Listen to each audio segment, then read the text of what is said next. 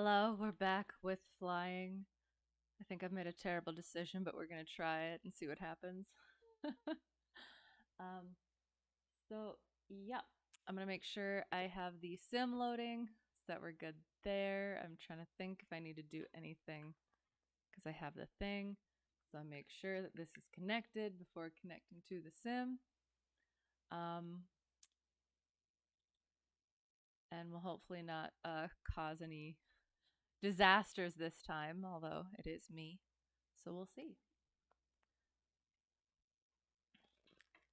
Microsoft Flight Simulator should be coming or going.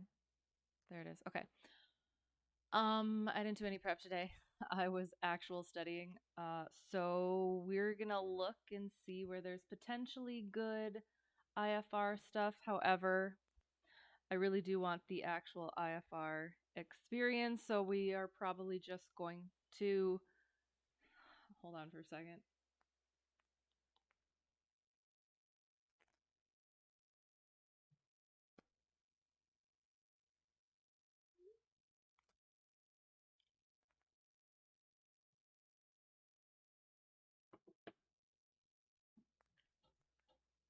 I am busy. Are you kidding me?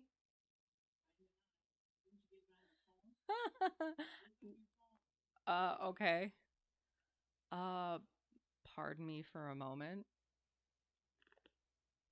I might have to go.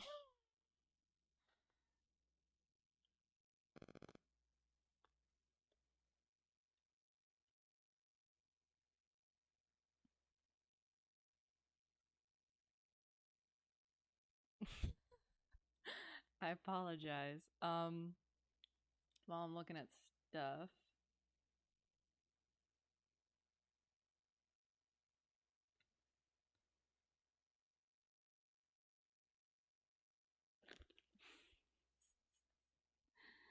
Oh, goodness gracious. Of course, right after I'm.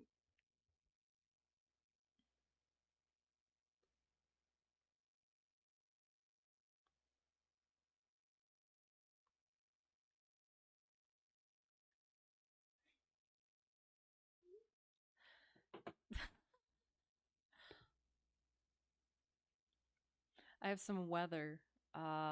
So. I don't know.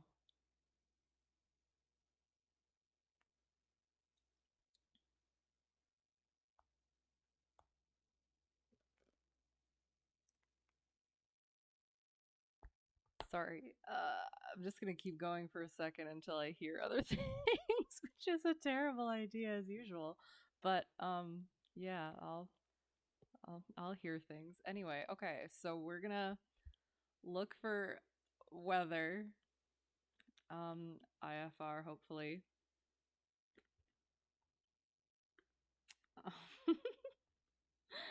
What a strange situation.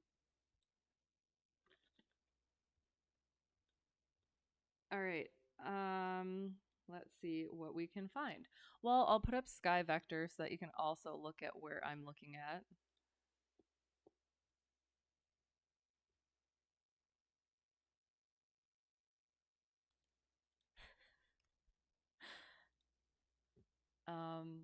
All right. Oops.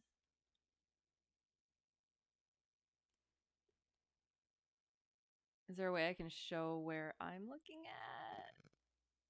Well, yeah, the green stuff. All right, there we go. Let's see. Let's find some good weather. Oh, look at a bunch of red up there. We might be going up there because that looks promising. I'm gonna be all on edge.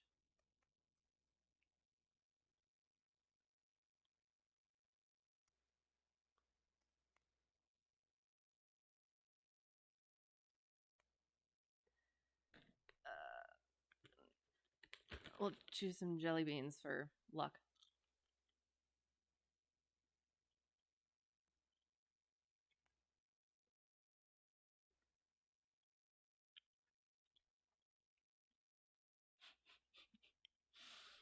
Oh, how interesting. Okay.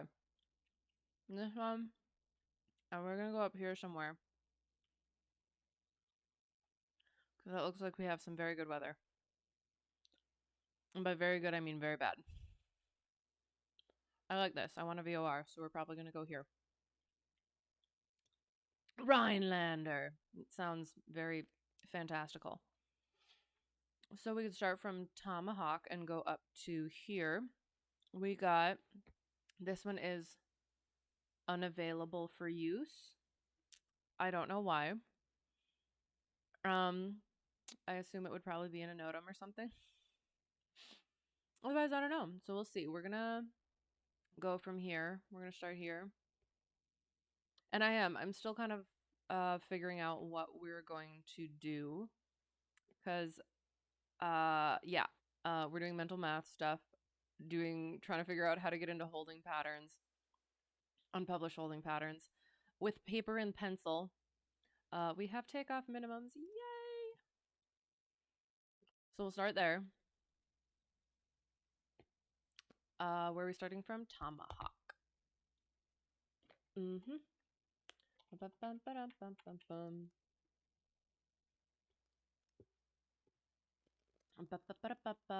obstacle notes. No departure procedures. TKV? Nothing. Okay, so we have obstacles, but yeah, no departure procedures. So we have ILS and we have VORDME. Excellent. That's exactly what I wanted. It's an arc too. Yes. Yes. It's a gigantic arc. We'll probably be doing this one. However, we will see. And so I had to look at, try and figure out the RNP stuff. I have to speak to new instructor and at some point number one instructor, whenever he gets back, about whether or not I can actually do anything that requires RNP or has RNP in the equipment box, because there's absolutely nothing about it in my POH. So I feel like I would not be able to. ADF is required, so I can use GPS. When local altimeter setting not received, use Tomahawk, blah, blah, blah. DME from the VOR DME. So I would need the either a dual, hang on, dual VOR with one with DME to have the localizer, or it's from the GPS. And so that's the thing. If I have a GPS failure, I basically can't do anything, kind of, because most of the things require DME, and that's what I use for the GPS, is what I use for that. So I need my GPS for basically every instrument approach.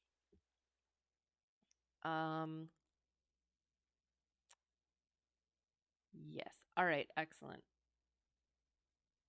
And then our VOR, DME, Rhinelander, Oneida. It does have alternate takeoff minimums. Okay.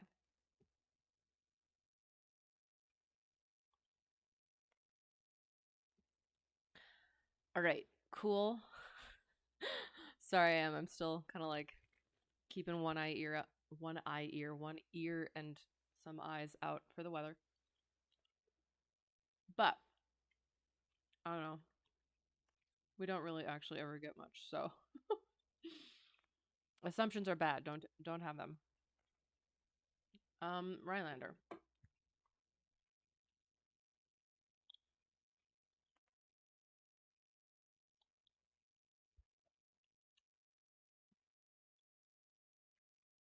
Mm-hmm.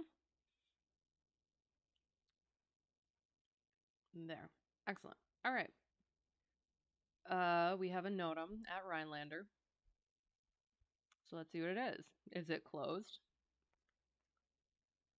1533 is closed.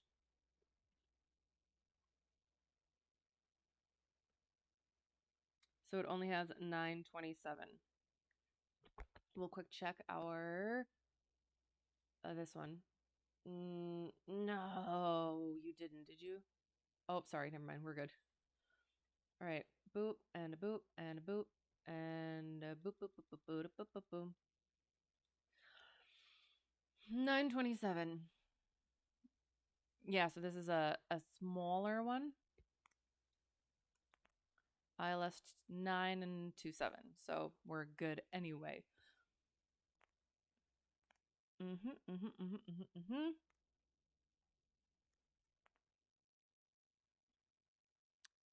Perfect. This is why I should do planning, because I'm like a little bit I don't know what I'm doing. K2K. B 2 carry. Excellent. Awesome. Dougie. So yeah, there's nothing that I'm really seeing. So yeah, so the gray line is that unusable for some reason. I'll have to look up the actual reasoning and where to find it and stuff like that. I'm not seeing anything super. Okay, so these, if it's three, yeah, three numbers, it has at least one leg above 1,500 feet. And if it's four numbers, four digits, it's all under 1,500 feet. Visual route, instrument route, military, high velocity. What is the little green? Was gonna guess some. Oh, that's the I think that might be the border. No. Yes. No. The state border. We're gonna quick check. Yeah. Yep. Yep. Yep. And then it should say Michigan, Wisconsin. Excellent. All right. Nailed it. Back. Anything new? We got water. All right. So we will get our craft clearance up and do that. What am I doing? Paint. Boop. Paint. Oop. Boop. There. So we have our new.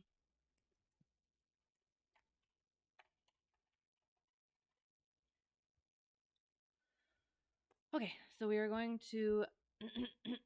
Oh, I guess actually we should look at potential. Well, I'll see if there's any arrivals to go over. Nope.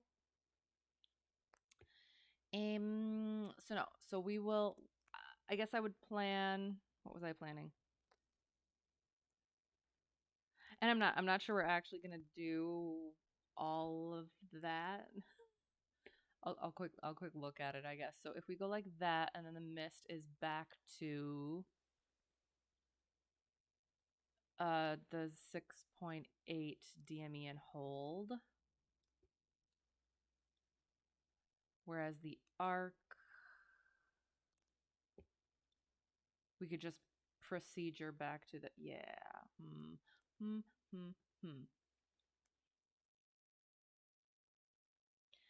We'll wing it. So, oh yeah, that. All right, here we are. Craft clearance. We are direct, or we are cleared to, or we will be cleared to Rhinelander from KTKV. So we're coming from eh, Tomahawk. I was also gonna look at potentially getting cleared straight to PEP V in order to do the arc.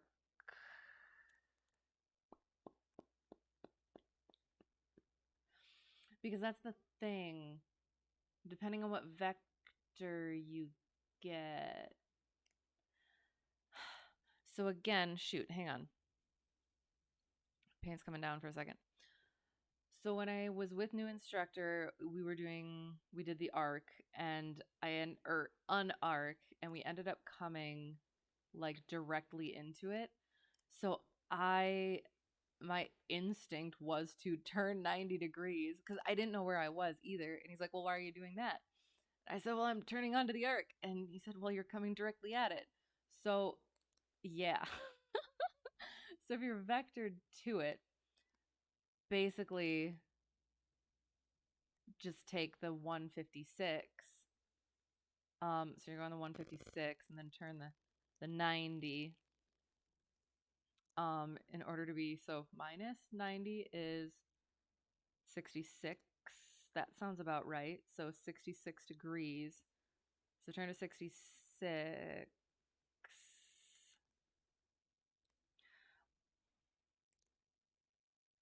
Yeah. So wherever you are. Okay. We are. That's probably what we're going to do. Okay. That's cool. So we're going to say to pet thee. I don't know if that's right or not, so we're just going to go with it. Where's paint? There it is. Okay. So from tomahawk, that's horrendous. Tomahawk to pet V. So I assume it's going to be, I don't know, runway heading and vectors and stuff. Pep V. And then direct.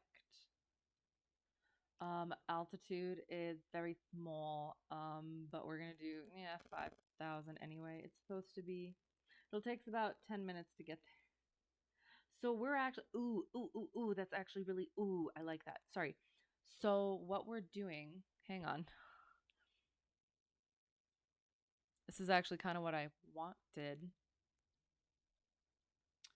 So our flight plan is basically thus. Can you see that? Sorry. We're going badoom. So almost bit. Oops, shoot. No, don't do that. Gosh darn it. Bah. There. There. So we're basically that's what I wanted. So we're gonna go like 90 degrees. We're gonna have a heading of 90 degrees. So we'll put that on our clearance.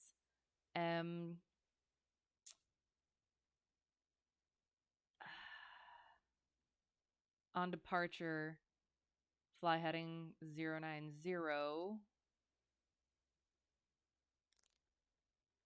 And let's check what we're supposed to be at 4,300. So we do have to get up to 5,000. Perfect. Oh, it's all working out so well. So we'll get back to craft clearance. 5,000. Heading 090 to Pep V. Oh my! I can't even read it, and I wrote it. This is my life. And it's gonna be climb maintain 3,000. Expect 5,000, 10 minutes after departure. Frequency, we'll look at that. Avoid if not off in 10 minutes. And or it'll say this is the time now, this is the time.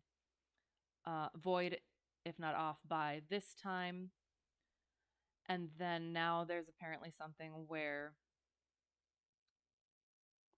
call us if you're not airborne, or call us at by this time once you're airborne. And yeah, I'm gonna have to work on that. So now we're gonna go get our frequency. Keep swapping back and forth, sorry.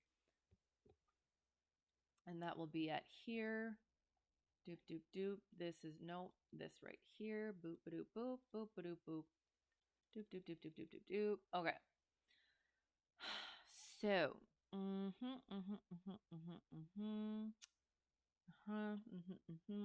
it's 122.8 for the CTAF. Minneapolis Center 133.65. However, okay, so for getting cleared, we'll be contacting them on that number, no FSS, and then 133.65 will be what we are calling on departure. That will be our frequency, likely. And it looks like it. Okay, excellent. So 133.65.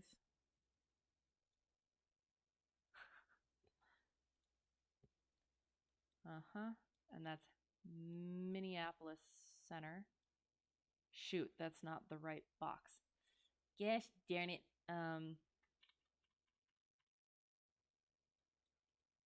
3.65 and 122 point it. Oh my gosh. Now whatever.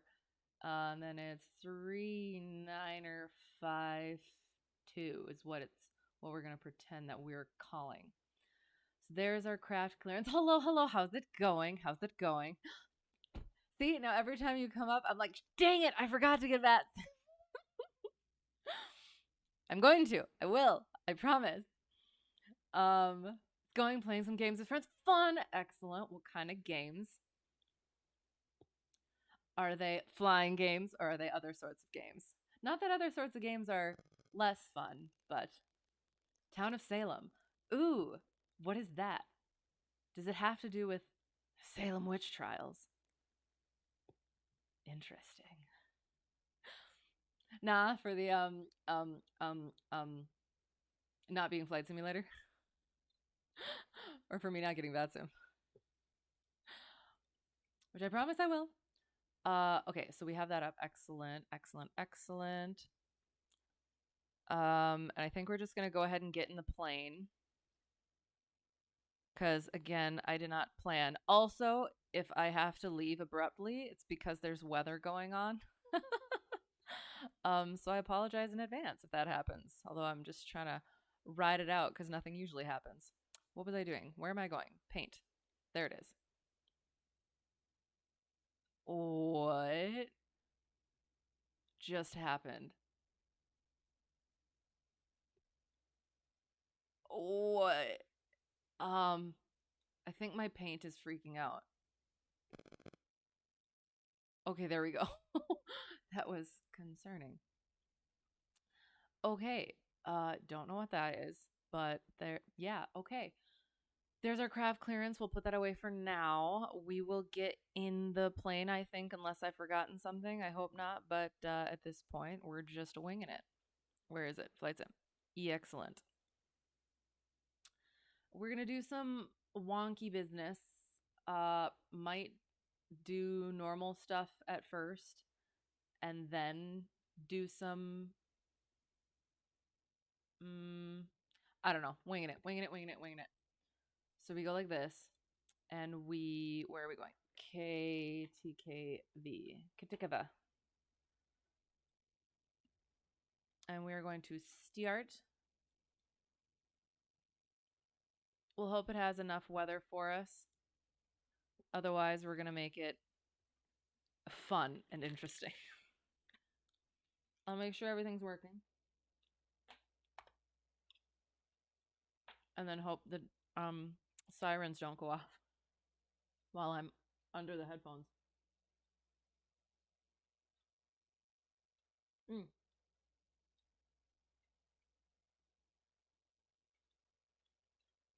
Good evening, good evening. How's it going? Sorry I didn't do the thing. Ugh. There. And there. Okay, now I can check the audio.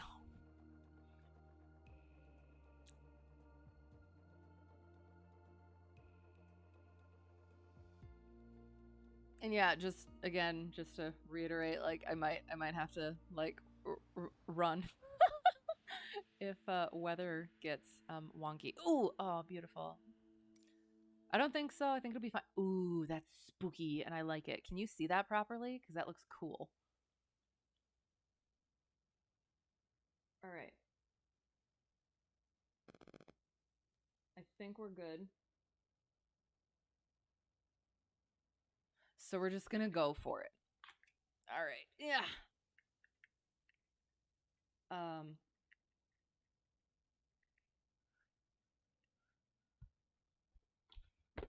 I'm gonna quick check local weather again, just in case. Should be fine. Should be fine. But oh no.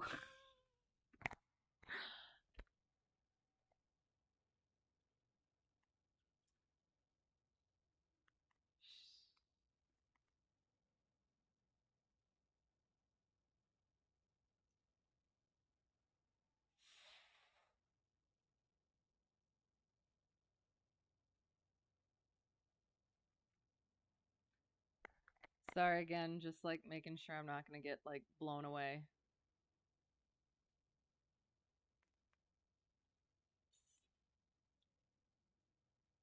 Urgh.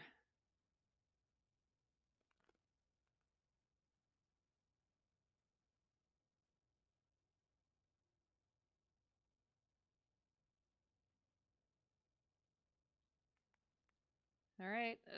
I don't know. One thing is telling me one thing, and another thing is telling me another thing. And again, the thing is my experience with where I'm at. We don't actually really get anything, so I'm inclined to just continue on. So yeah, we'll see what happens. All right, getting track IR proper, and we shall do the stuff. And I did not. Oh, I was just about to click out of track IR again. Good lord. Okay, so yoke goes away. Oops, yoke goes away. Yoke goes away. Um,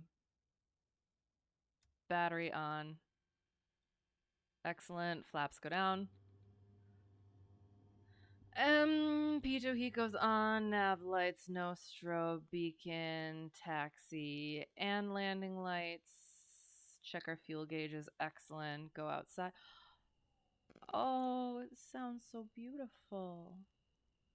One light, two light, red light, blue light. Red light, green light.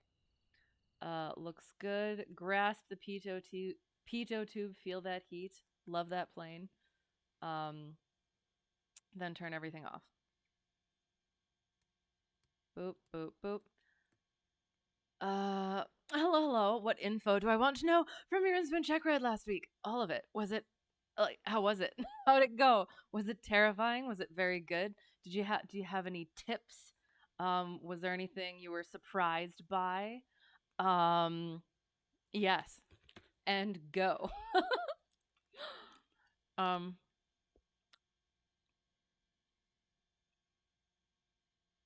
okay, so did it just thunder in the sim? Or was that outside? Because I know it's thundering outside. Okay. Did the thing, checked the thing. Battery goes, oops. Battery goes off, and so does the, gosh darn it, alternator. There. Okay.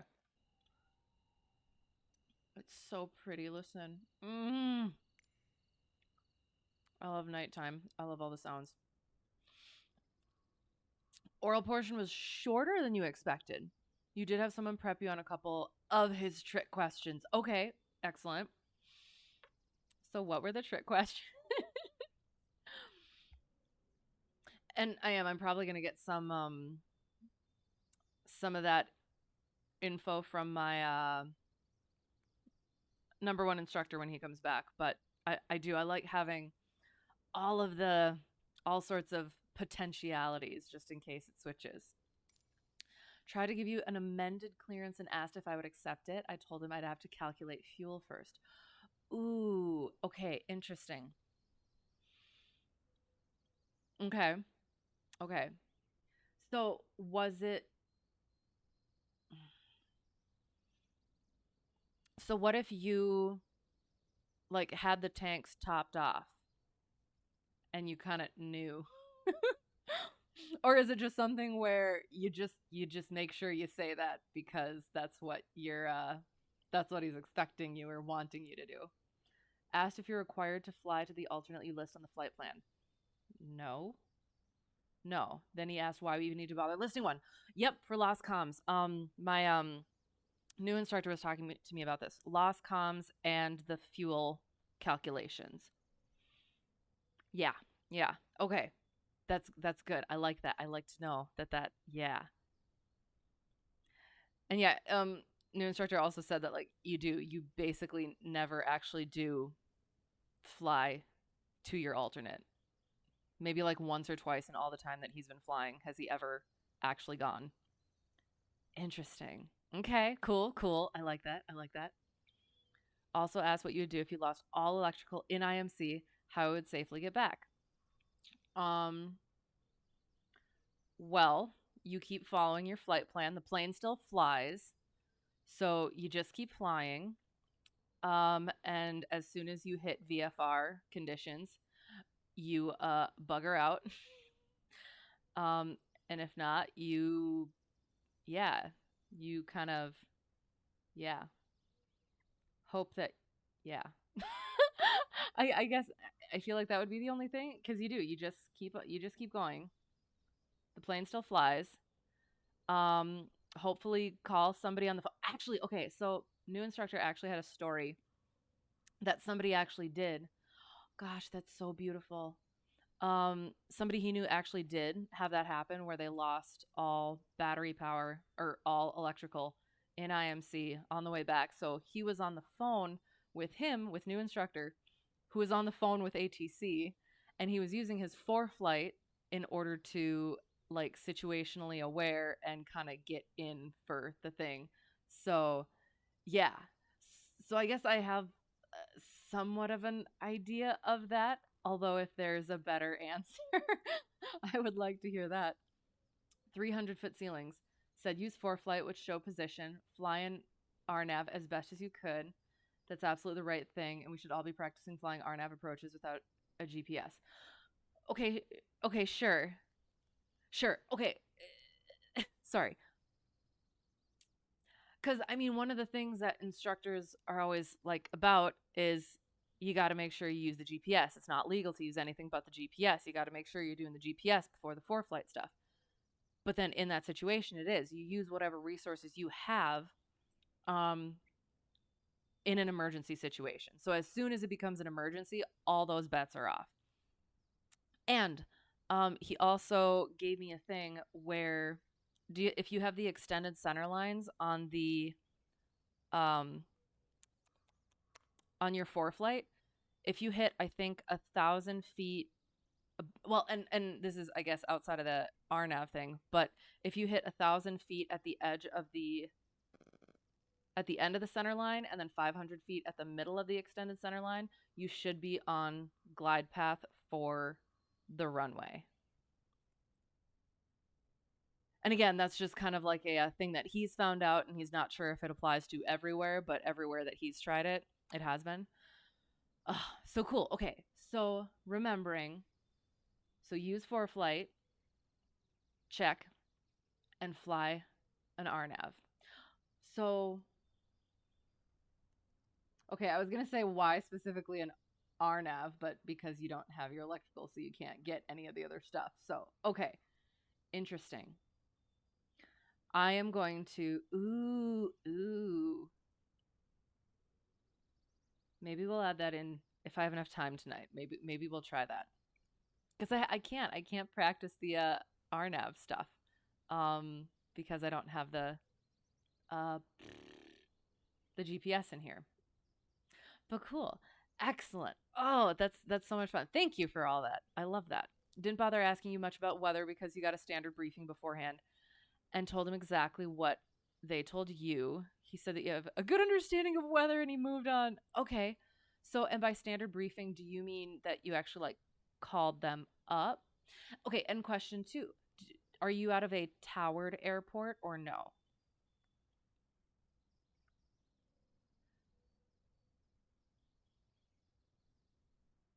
So yeah, I guess I would assume standard briefing would mean that you actually called them up. I've never actually called a weather briefer. I just use ForeFlight. But I think that my DP is okay with that, so I don't know. Okay, so efficient uh external check. So static port, vents, pitot tube, drain hole, stall horn, fuel vent, aileron, flap, tire, baggage door, antennas, elevator, trim, rudder, more antennas, flap, aileron, tire, drain a little bit of fuel, drain a little bit of fuel. Got to the plane uh, last week, and the fuel it's got the fuel tube, and then it's got like the little plastic bit on the bottom with a screwdriver on the bottom of it, and it was like snapped off. So I had to go ask, hey, do you got a new a fuel thing? Uh, and the owner's like, what kind of barbarians do we have flying that thing? And I think it was leaking for a little bit before that, and so somebody probably tried to tighten it and it just snapped. Gave you a cross country to plan, so you called for the standard briefing. Okay, got you. Always call because they explain stuff so much better than reading it. And yes, Howard. Okay, excellent. Okay, I am probably gonna have to try that at some point. You know what? I will write that down. That I need to call, and I need to learn how, because it's a good thing to do. Where's my pencil? Okay. All right. So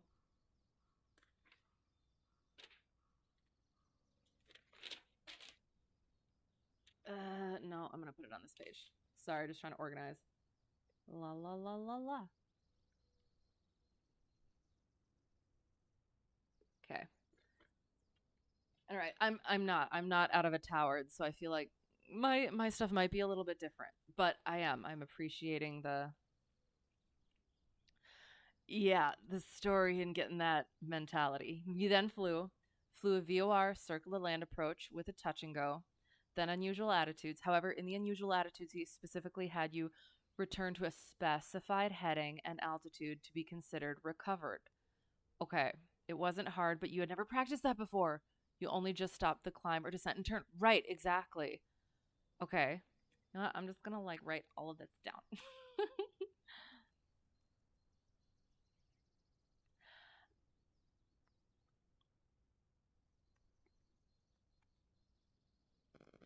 And I guess it could depend on DPEs as well. Also flew a published hold over a VOR, also flew an ILS, and then area navigation partial panel. Interesting. Okay. Okay. Simulated vacuum failure with step down fixes. He simulated no LPV glide slope. Okay. So I don't have an LPV glide slope. So that like for me that's normal. I think what I've heard is I'm gonna have to do partial panel VOR. Okay, so that makes sense because I was trying to figure. Well, but the LPV. So was your area navigation? Because I just learned this. Your area navigation for the LPV, was it below 300 feet above ground level for minimums?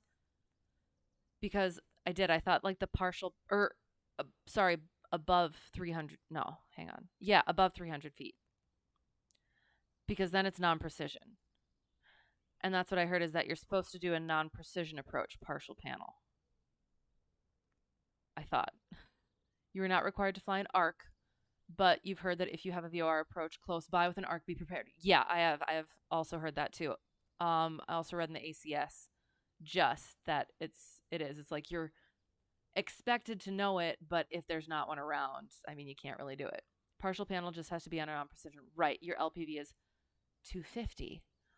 So technically, that's so 250 AGL because then technically that can be used as a precision, apparently, according to the ACS. Interesting. Okay. That's awesome. That's so interesting. And so was it like how had you been preparing for it or how had your instructor been preparing you for it? Did you feel prepared? Like you said, your unusual attitudes, you hadn't practiced that specifically before, but you did fine.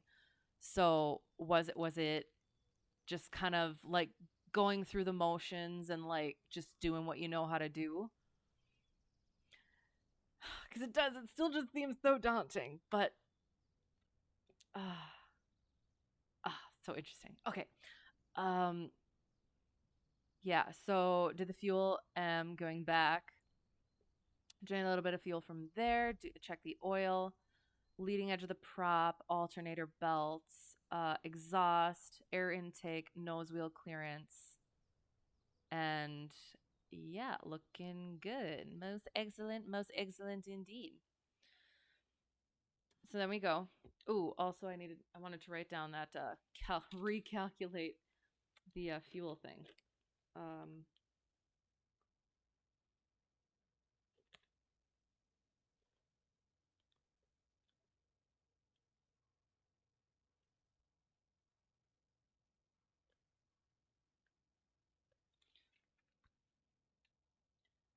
ugh,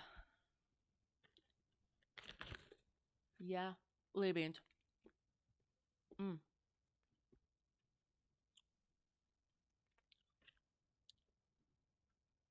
Okay, so we unchocked it. We pulled it out. Did the fuel. Doing the fuel. Mm-hmm. Mm-hmm. Mm-hmm. Sorry. Got the Hobbs time. Fuels on both circuit breakers, but a lot, a lot, a lot. Brakes, pedal test, passenger brief. No talking during takeoff and landing. Seatbelts on at all times. Exit out the doors to the left and right. With DPE, I'll probably just say for now, make sure they're closed and locked.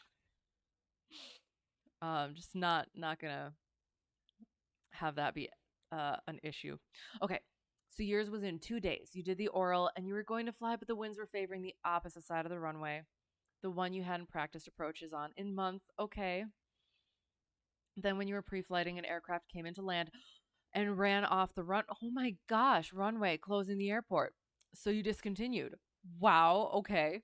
However, at that point, he had already told me the plan for both wind directions. So you had a week to prepare more for it. That's nice. And by the next week, the winds were favoring the good runway again. Excellent, excellent. Wow, that's insane. So was everybody okay? I hope. Um, so excellent. Congrats again, by the way. That's just so amazing. I'm so happy for you. Have you been using it yet? I know it was just like last week, right? Oh, and the doors. DPE set you up for a failure. No, why?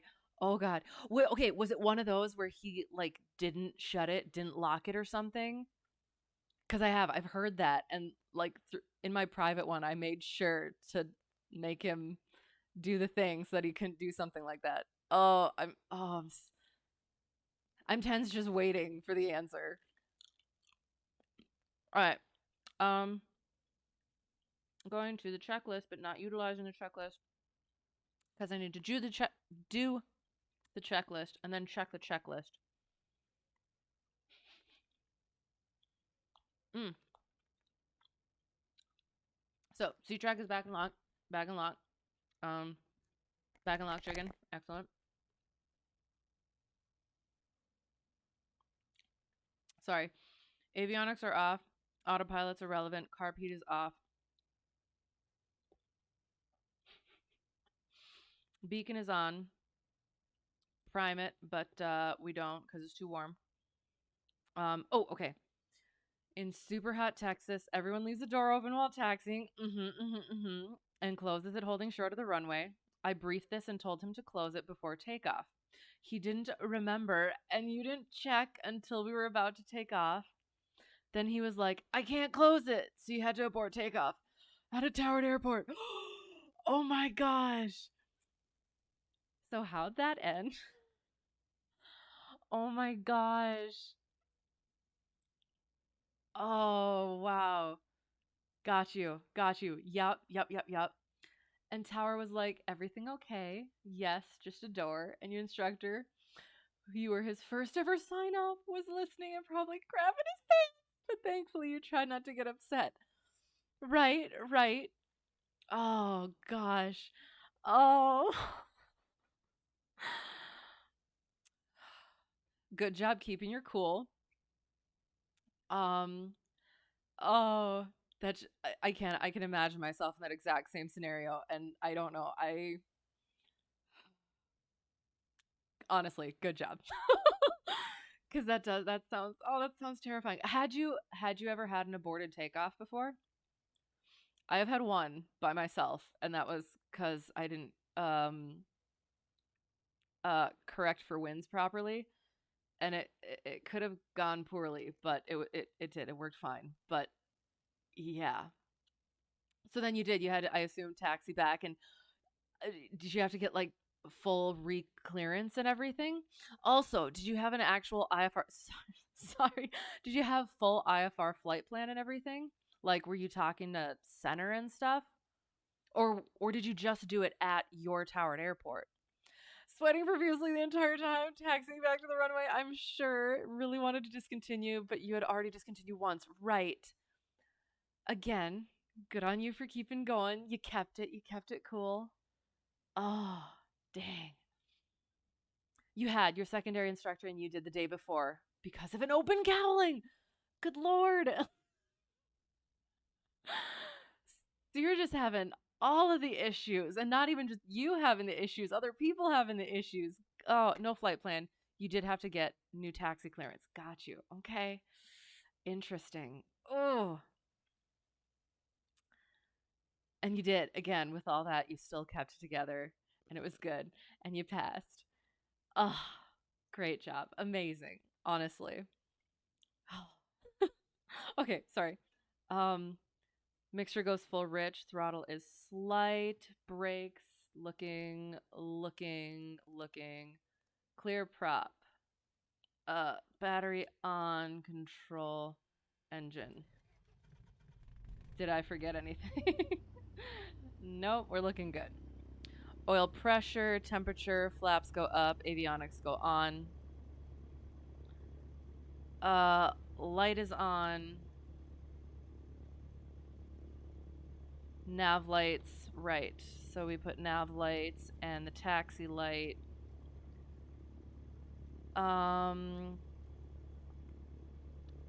Parking brake. And the plane had an engine fire.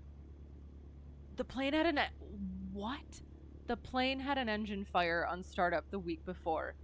It wasn't flames but dark smoke. Honestly, don't know how they were able to get the plane up and running in less than a week, but it worked fine. I am in awe of your ability to have passed check ride with all of that stuff having gone on and in your mind. Good Lord. And it's running okay still? Did they find out what it was? Good Lord, that sounds terrifying. We're gonna get our frequencies in. Going to 109.2. Which way does it go? 109.2.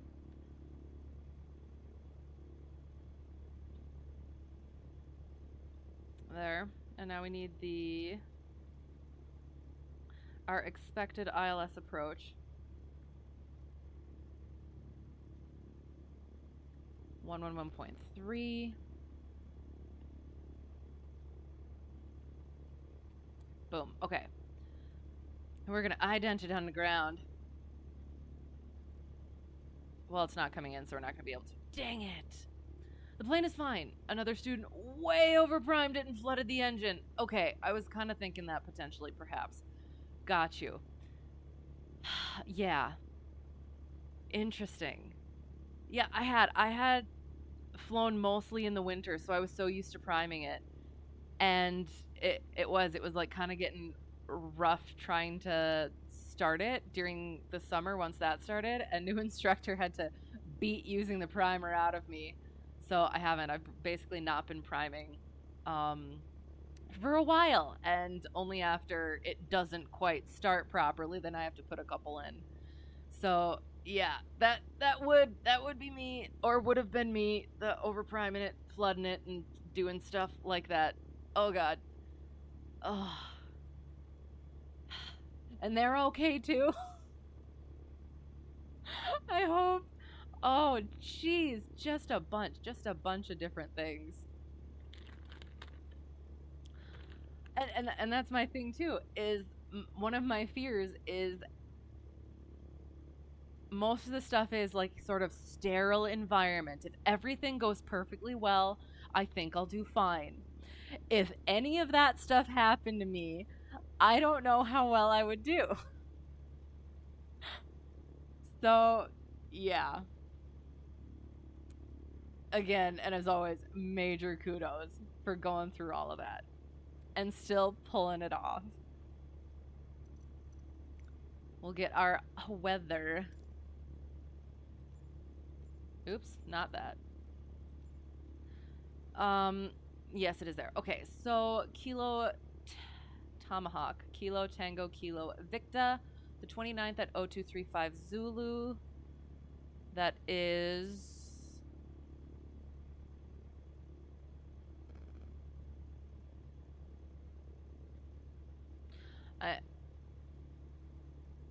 I think we're supposed to be getting a new one, I guess, in half an hour-ish. So, yeah, it's fine. Automated, 0 knots, 4 statute miles. Ooh, overcast at 500. That's nice. Okay, excellent. That works out. Temperature 21, dew point 20, altimeter 2973. Remarks, AO2 differentiates precipitation, temperature in that. Puino.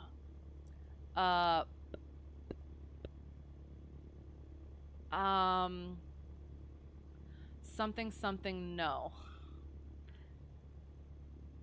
I'm not sure what that is. I'm gonna have to look at that. But it's something no, like it doesn't have. Oh, does it not have the wind specifically? Hang on. What? Oh, what have you done? Gosh darn it. TKB.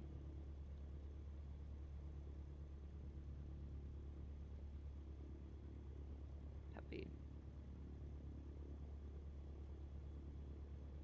All right, so we are going to.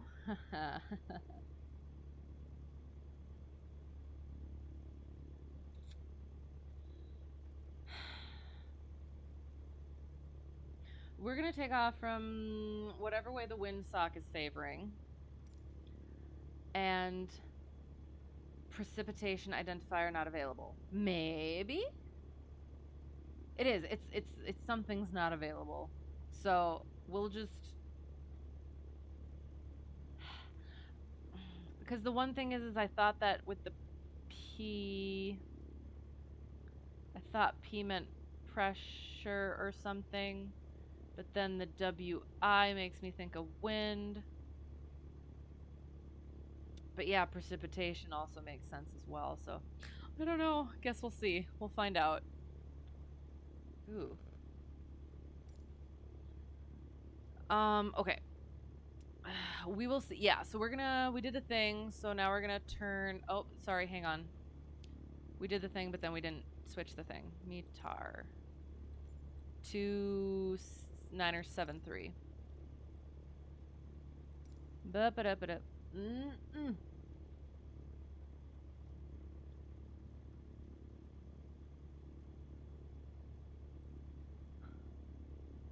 Shotty got low.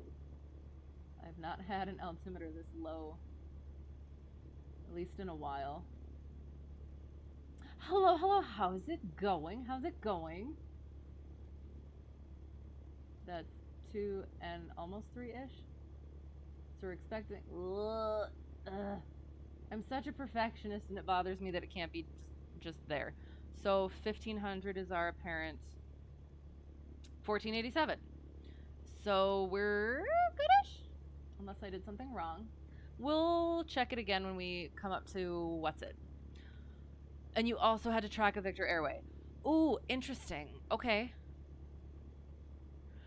So, I mean, that's basically tracking a radial. Did you have to switch in between? And did it have it published? Or did you have to figure that out at a point?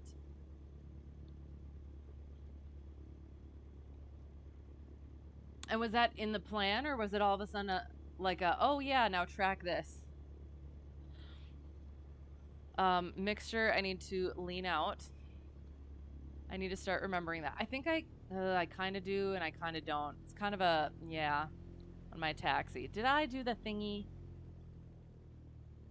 You guess you were just lucky when you were learning. Worst thing that happened to you was no one at the airport for refueling halfway through your 3-leg solo. Oh no.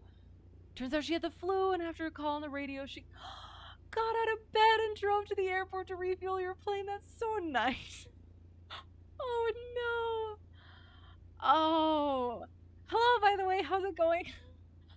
So interesting. And again, so is that towered or a generally attended thing or what? Because I have only I think for the most part I've only had kind of like self-service ones. So yeah, I think the one time I wasn't sure what I was doing. It was after my private check ride, and my DPE had to leave, and I had used it before, but then I kind of forgot, so I had to text my instructor and be like, "Hey, how does this work? By the way, I passed." Interesting. Very grateful. Tiny rural airport. Right. Yeah. That's yeah. That's what I fly in. So interesting. That oh gosh, it's so nice. I love aviation people. They're so sweet. Didn't he didn't tell you ahead of time it was published and you only tuned into the VOR you were heading to. You know the Victor Airway is like 5 and 18 for the changeover point, and you already tuned and identified the VOR you were heading to. So you think you were already past the changeover point, but you honestly don't know. I mean, you got there, you passed it. It was all good. So, yeah. Interesting. Okay. I'll have to look around where I'm likely going to be to see. I'll write that down too.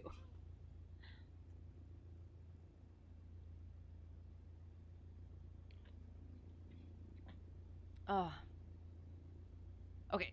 Trying to taxi, but I put the parking brake back on. Okay. So we're going to turn around. We'll get out to the run up area. We're not going to pedals underneath my table. All right.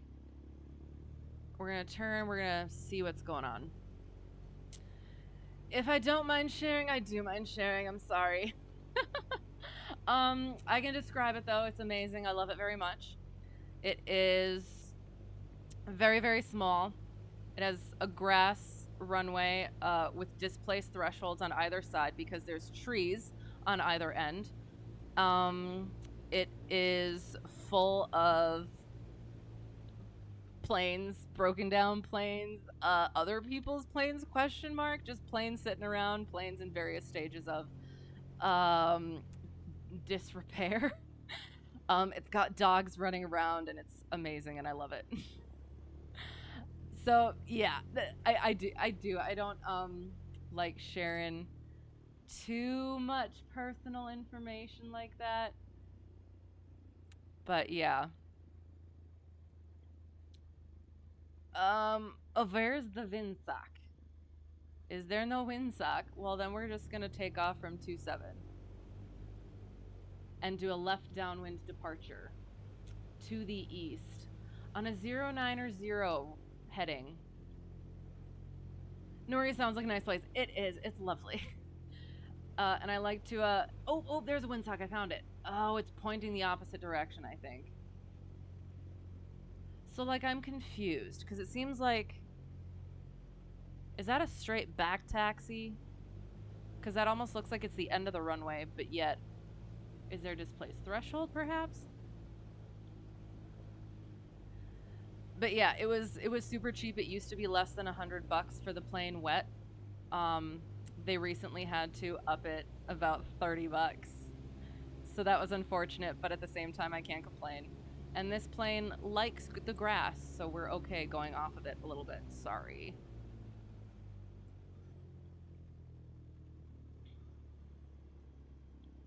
But yeah, it is. They actually get people from all over the place because they're super good maintenance wise, and it is. It's just lovely. A new puppy was added to the family recently, and I basically my brain short circuited, and the owner laughed at me because he knew it was gonna happen. But yeah, so it is. It's lovely. Everybody's nice, and I haven't found anybody yet in the aviation community that hasn't really been. So I'm so grateful for it. You've only ever experienced grass once? You should. It's great. It's awesome. It's nice and soft, and there's no center line, so nobody can say anything. How's my view linked to my head movements? Okay, so can you see this thing? This bit right here? So it's track IR, and I have the pro version, which is this. Otherwise, it has like a little antenna up here. So yeah, track IR pro, and it's like got a thing there, and it does the thing. You can tell I'm great at explaining things. Um, if you can't find it, you can let me know. If you want to join my Discord, uh, you can go in there. And so yeah, so just like let me know if you can't find it, and I can like throw a link in there. But yeah, it's really nice. It's really great. At this point, can't fly without it. So yeah. Now you're trying to figure out all the commercial requirements. You have most of them, but you're trying to figure out what remaining requirements have to be done dual and what can be done solo. Right. And I'm sure you know better than me. The only things that I know are the 250 hours. Um, shoot, I knew a thing, and then I was gonna say the thing, then I forgot the thing. Isn't it like you have to do like a solo long flight, like the 200 like another 200? I thought there was something where you had to do because new instructor was trying to kind of bundle the two, I think. So like we were gonna try and do a 250 the long cross country for instrument at night because two you might need one at night with an instructor for commercial and then just one solo potentially. I don't know, and I could just be saying nonsense. So yeah. Oh, thank you. Hello, thank you for following, I assume. Sorry, I have to look. Thank you. Hello. Thanks for putting up with me. Hope you enjoy the rest of it. I'm sorry, I'll get into the air. And then the real fun begins. And again, I promise I fly better in an actual plane. So here, I'll quick do the thing. I'm supposed to kind of turn into the wind. I need to start being more aware of that. So even if it's just a little bit, I want to turn into the wind. Okay, so I was supposed to look at all of my instruments and I completely forgot to do that. So that check ride failed. Anyway, okay. So we'll quick do run up. So fuels on both, trim for takeoff, primers in and locked, mixtures at best something or other, best yeah for the thing. You got 250. Excellent. Nice. You have a 100 nautical mile day. Okay. You need a 100 nautical mile night, but that needs to be training, you think. Right. So with an instructor. Also need a 300 nautical mile, but it says solo or with an instructor. That just sounds terrifying. You're trying to figure out if solo means just you or if it could be you and a non-pilot passenger. I would assume. I would assume. But I wouldn't assume. I should say that's sorry. Never assume anything. Also need to do 10 towered night landings. Is that solo? Because does that include? I assume it doesn't include the ones from the from your private. You think you already have it, but the tower at your airport closes at 10 p.m. and you honestly can't remember and haven't logged specifically. Oh, sorry, 10 towered night landings. Got you. Okay. But the tower airport closes at 10 p.m. and you honestly can't remember and haven't logged specifically when your night landings have or have not been towered. Right. Okay.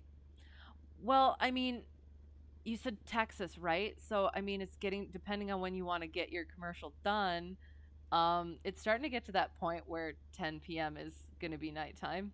Hello, hello, how's it going? Perry the platypus, Perry the holdopus. Where am I flying to?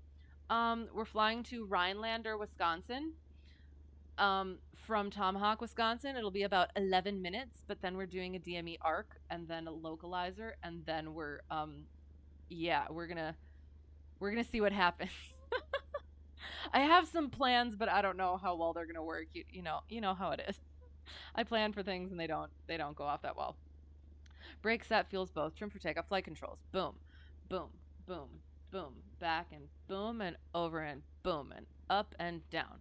Excellent. Checking, good, good, good, good. Oopsie daisy. DG, excellent. V, awesome. Okay. Goot. Then we bumper up to 1700.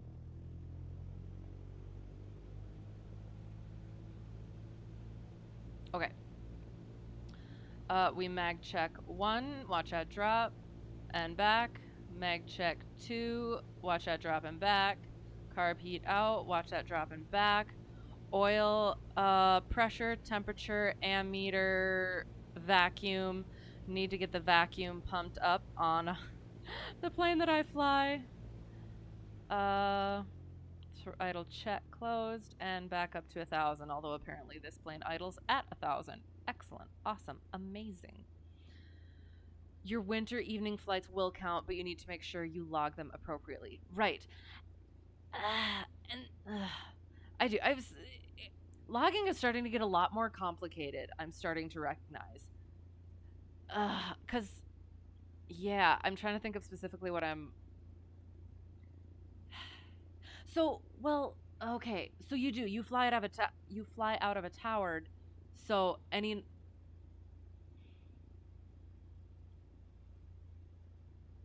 Yeah. Oh, okay.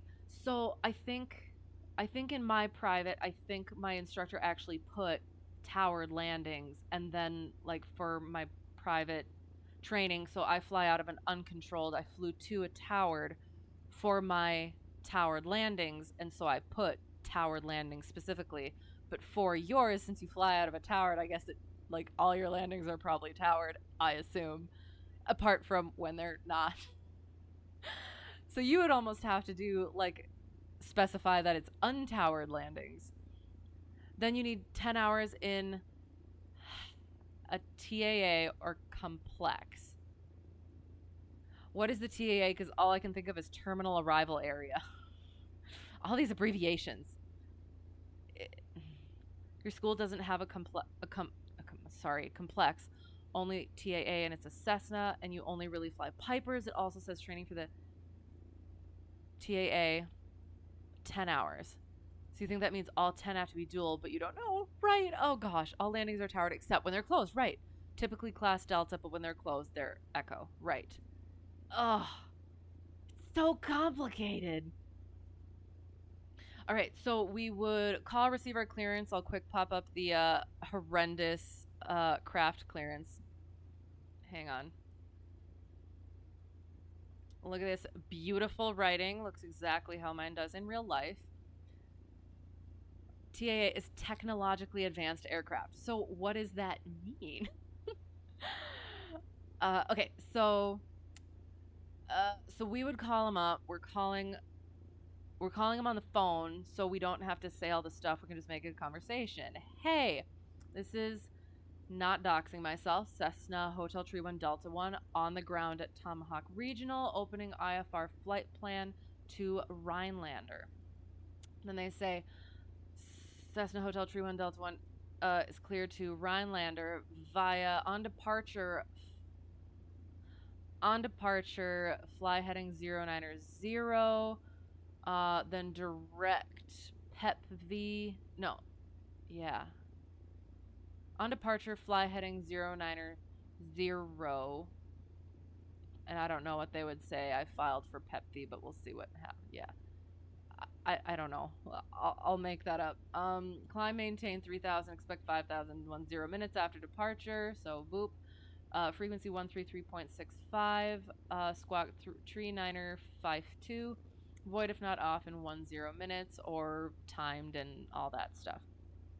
So then I would say Cessna Hotel Tree 1 Delta 1 is cleared to Rhinelander via on departure fly 090, and that is at you have to be at that heading by the time you get into controlled airspace, which is at 700 for the magenta shaded area.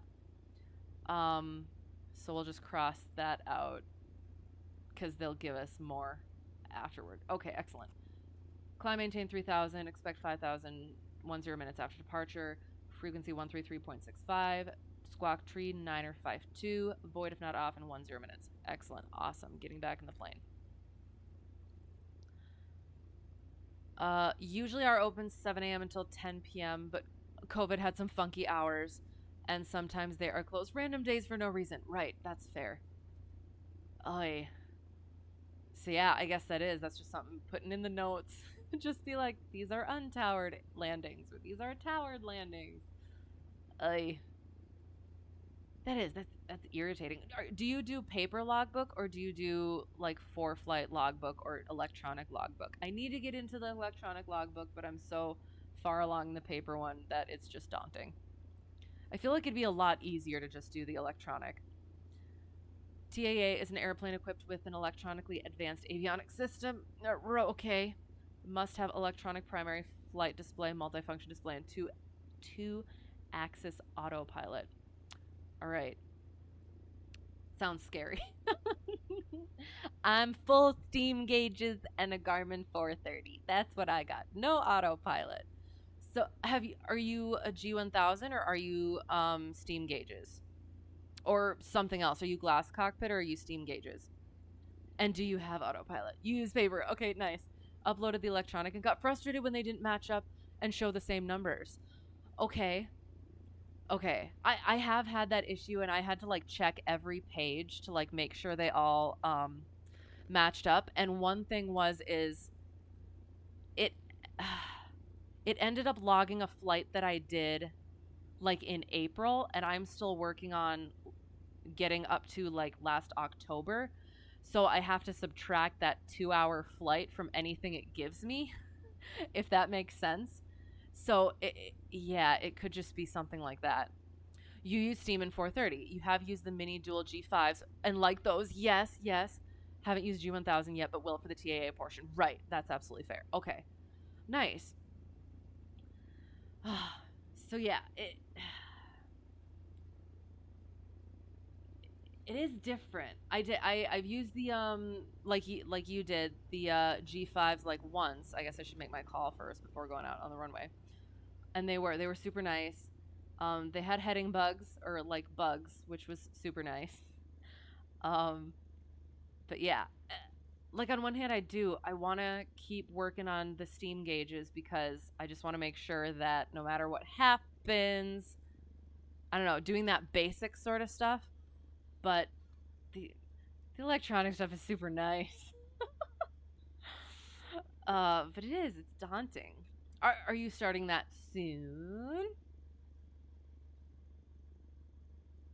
Sounds like fun. So Tomahawk traffic, Cessna Hotel Tree 1 Delta 1 departing 09. Or 27. Yeah, departing 27. Cessna Hotel Tree 1 Delta 1. That does not look fun. Let's recheck our METAR quick. Oh, and I'm supposed to put the nighttime on.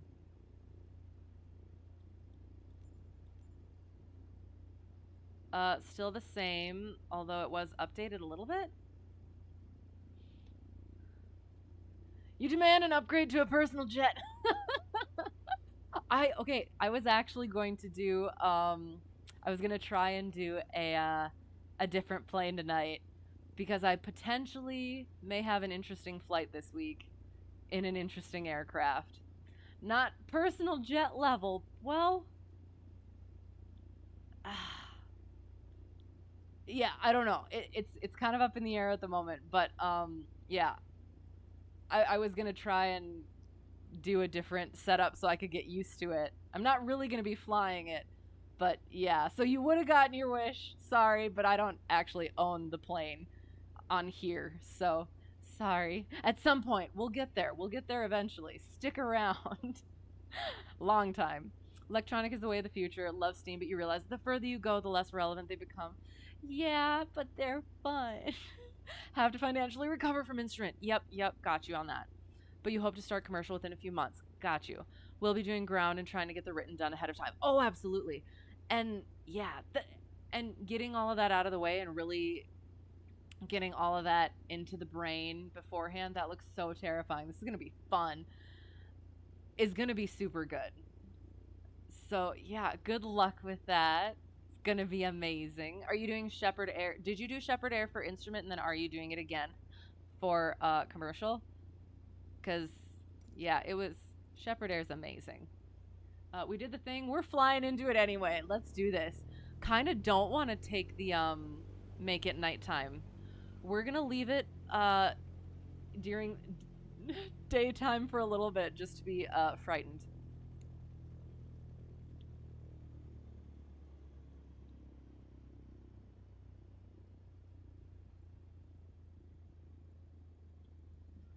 Oh yeah, and our 1 0 minute void time was off like a while ago. I'm so sorry. All right. So we're flying a 090 heading. We put our squawk into the box. We got our hey. That looks so terrifying. I have to sorry, gotta get lined up. Gotta go fast. Okay. Yep, and we're just gonna go. You just use the ASA test prep book for private and instrument, but your instructor is really pushed for Shepherd. It is. It's super, super good. It's super, super nice. ASA test prep is also super good. But yeah, Shepherd is. It's because there are for the instrument there were questions that that would get marked wrong even though you had the right answer. So it's like stuff like that, but it's also just having that the way it's laid out is it is a lot of rote memorization, but again, the way it's laid out in the sections, you recognize like the mathematics of what you're supposed to do. You start to recognize how the things fit together. So it's not just the memorization, you actually do understand the material as well. At least that was my experience. Shepherd is the only way to go for written test prep. Yeah, I had a very good experience with it, so I'm definitely there all the way. So, yeah, you're the weird person that will read a textbook cover to cover 500 times and take copious notes. Oh, same. So, my ground school for private, I read the PHAC and then I did the Sporties and I think it was the ASA, the book as well as the app. And then for the instrument, I read the instrument flying handbook and then did Shepherd Air. I mean, among other things, but it does. It really helps. It really does help. And you get it over with, you get it done. If it adjusts your pushes you any more forward, I aced my instrument written using Shepherd Air. So nudge nudge. All right, we're taking off. So checking all the things. Our brake is off, master on, mags on, all of our stuff is on. Trim, carb heat, mixture full rich, flaps, excellent. All right, going. New.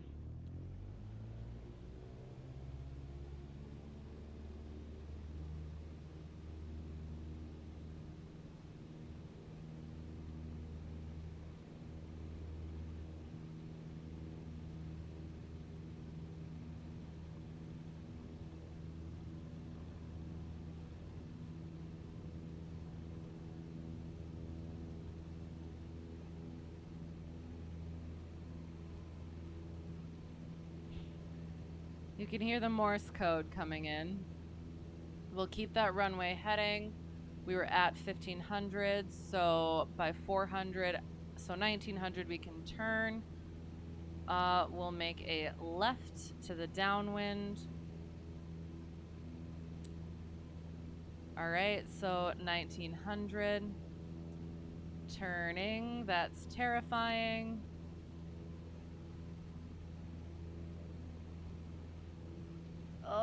Oh God. Okay. Oh God. Sorry. All right, we're in instrument conditions. We're just gonna Tomahawk traffic, Cessna Hotel Tree 1 Delta 1. Left downwind departure to the east. Left downwind 27 departure to the east.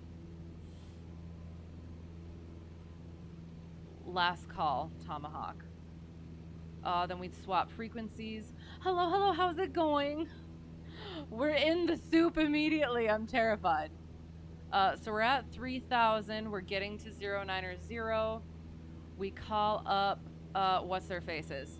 Oh God. Okay. Sorry. Okay. Oh, that was the other thing I wanted to do. Okay, hang on. Power up. Trimming. Getting back on. So we'd call them up. What are they called? Oh God. Oh, we've broken out. Oh God, it's so beautiful. Ah. Sorry. We're Minneapolis Center. Cessna Hotel Tree 1 Delta 1. Oh shoot, we were supposed to stop at 3000. Floop. So we would first get back down to 3000 and then we would call Minneapolis Center. Good, I'm doing terribly apparently here. But otherwise doing well. How about you? Hello. How's it going? Good to see you. Okay. It's been very nice chatting. Yes, it has. Thank you for giving me the the lowdown on the check ride. And again, congratulations and amazing job. Need to head to bed. You're an elementary school teacher. Amazing. During the weekdays. So you have 24 kiddos relying on a well-rested human tomorrow. Right. Okay. That's absolutely fair. Good night. Thanks for being here. Hope to see you again soon. Have a wonderful day tomorrow and have a good sleep. Okay, so we're getting on to 090, back down to 3000, and then we're going to call Minneapolis Center, Cessna Hotel Tree 1 Delta 1, 3000 heading 090 just off of Tomahawk Airport. Shoot. At 3000 heading 090. Oh, it's so pretty. Sorry. And that's it. And then they would say, hopefully radar contact, climb 5000. We say, altimeter is whatever. Climb 5000, Cessna Hotel Tree 1 Delta 1. Not bad, just at work. Hope it's going well. Okay, so the Morse code is just flipping me out. So we have the correct. Let's verify that we have the correct. 1092. Excellent. And clear direct PEPV. Direct PEPV. Hotel Tree 1 Delta 1. Shoot. So. Oh, stop it. See, this is the stuff that I'm looking forward to getting into. I keep looking up at the sky now when it's all cloudy, and then there's just that like peak of blue in there. Oh, it's so amazing. Look, it's so fluffy. Climbing to 5000. Okay, we're normal human beings. And turning this off. We have identified it. Awesome. Excellent. Continuing to climb. We can climb at about 90 knots. I think, maybe. And I guess I do have to turn on my GPS over here. so that I can get DME. Okay. So I am direct Hep B. I'm gonna not look at my GPS, but so we're basically gonna be so we're climbing. We must climb to 5,000 because our clearance our Aroka is 4,500 and the arc requires us to be at 4,300. So we must ascend. We must ascend. Jelly beans.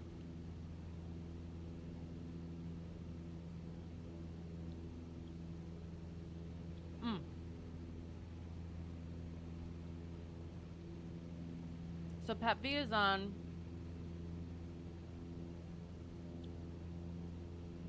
156. So we're going to try and shoot. Okay. How would I get to that intersection direct without GPS would be the more accurate question. So what I'm going to try and do is I'm trying to utilize DME and the VOR. Technically my GPS is what gives me the DME. But without looking at it, yeah. So I'm going to put in the radial that it's on and I'm going to get to it on the DME. So 156. Did I get it right? So I'm gonna not look.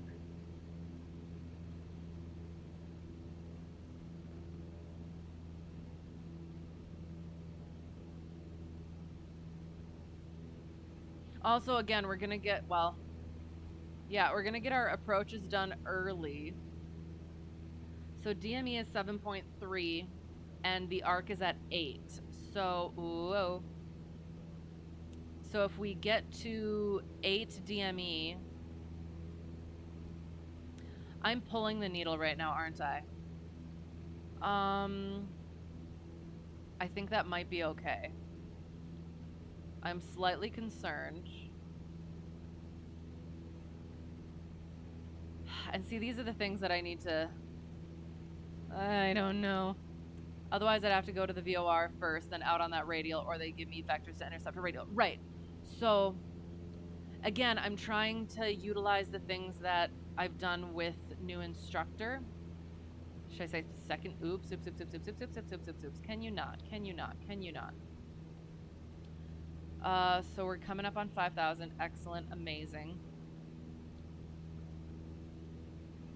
No, come on.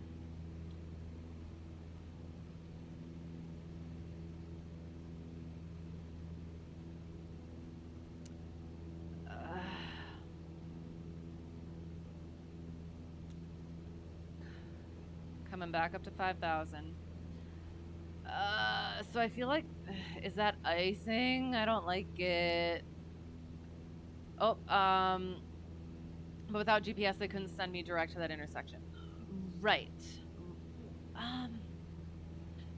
So again, I guess that would be my question. Of again, what I'm doing is I'm trying to use the DME, with the VOR. And again, my DME is connected to the GPS, so without the GPS, I don't have the DME. However,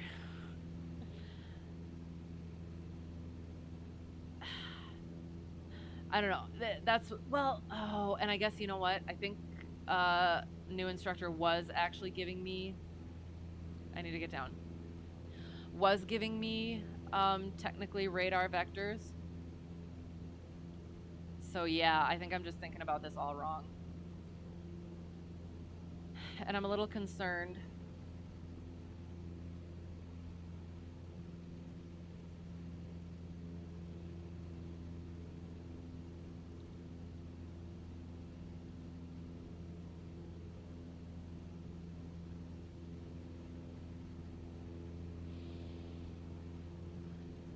Because that doesn't seem... Oh, no, no, that is right. Because I'm going like that instead of like that. Okay. Sorry. I do, because I know I'm on the correct side of the radial. But I'm so bad at understanding where I am without looking at the GPS, and that's why we're doing this. So here it is. We are pulling the needle. It's coming in. So we need to be at what? Oh, you little shoot. Hang on. Ah. I have to reconfigure my ForeFlight.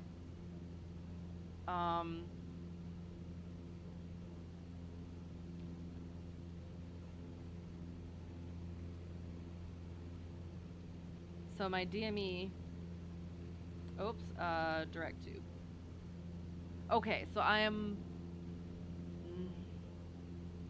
9.6 nautical miles, but it's supposed to be 8. Right? Hang on. I need to look at the thing again. What's the DME for the arc? I thought... Oh, I should put that up. Sorry. I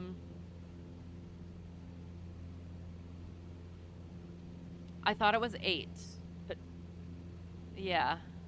I have to look. One second.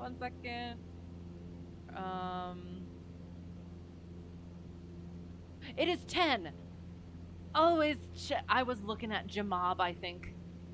Shoot. So it's 10, so I need to get to 10. I'm at 9.6, so we're pretty good.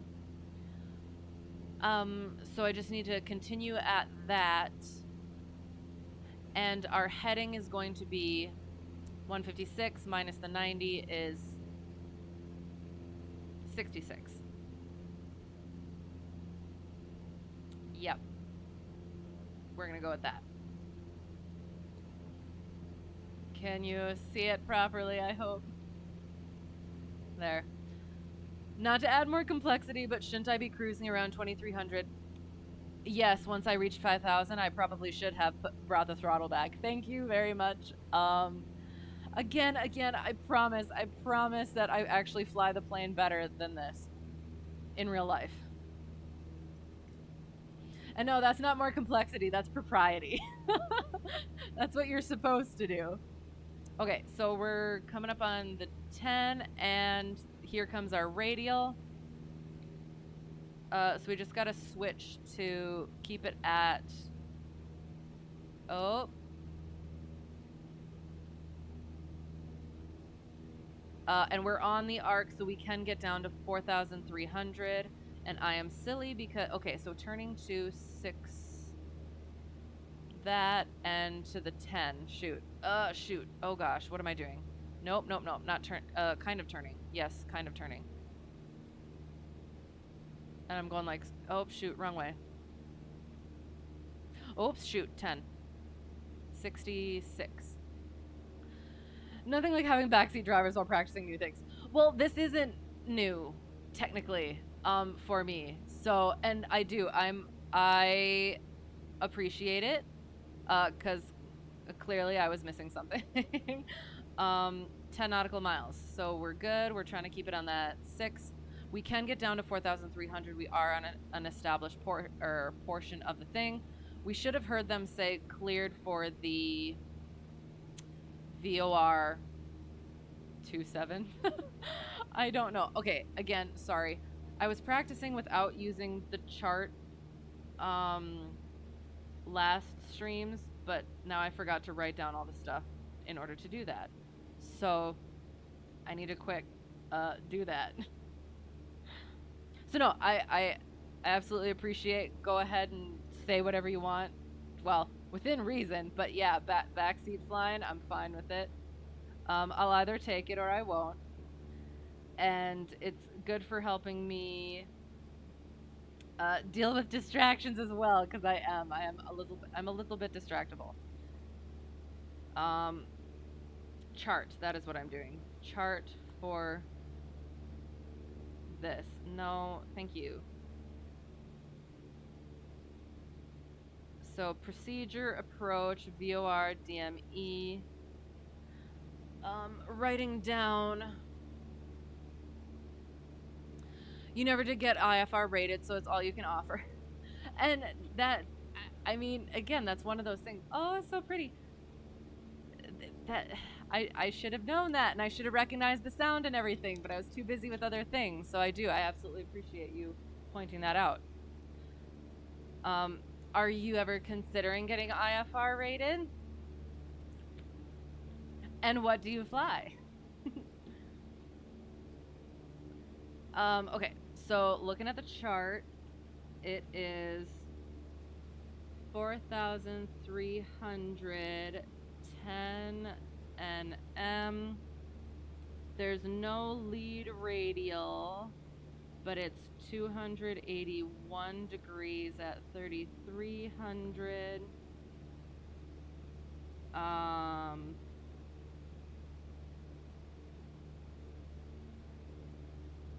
Straight in, and the minimums.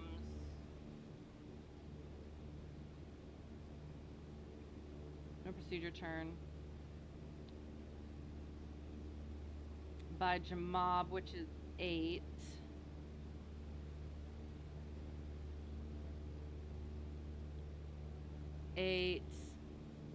DME is 3,300. Oops, sorry, 3,900.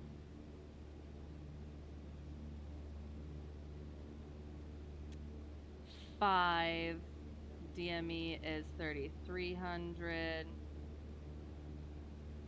And then down to 2,220.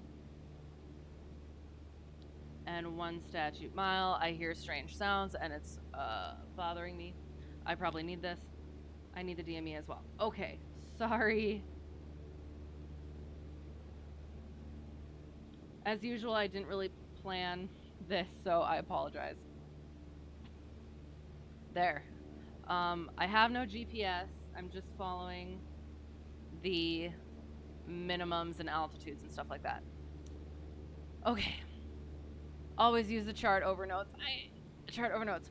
Right, but I'm trying to get a better situational awareness, because whenever I get in the plane and he turns all my stuff off, my ForeFlight, the GPS, takes away a bunch of my instruments, I have no idea where I'm going, what I'm doing. So I really need to work on that mental picture. If my ForeFlight is overlaying my position from the sim, I'd benefit from printing the chart. Yes, and I've started doing that. So unless I'm misunderstanding you, and I apologize if I am, I definitely potentially am. But yeah, I've started doing that, and yeah, we're gonna work on some stuff. We might just skip the ILS and we'll do some of the weird stuff that I had planned. So yeah. You only fly MSFS these days as you chose a different career. That's fair. That's absolutely fair. Do you get to fly just for fun? And what do you fly in MSFS? Okay, so what were we doing? We can get down to 4,300, keep it at 10 nautical miles, and 281 is what we need to be looking for. So we'll see how that works. Yeah, okay. So we're keeping it oopsie daisy. So it was the 6-ish coming up on it. So we're descending and we boop, boop. It was a 15.6, so there. Oh, I don't know. Hang on. I think I might have gone too far. Watching my 10. Excellent. Descending to 4,300. See, okay, what the heck? It just flipped my stuff. I don't like that. Hang on. Now we gotta... Do not overspeed my engine. It just... This upsets me. Hang on.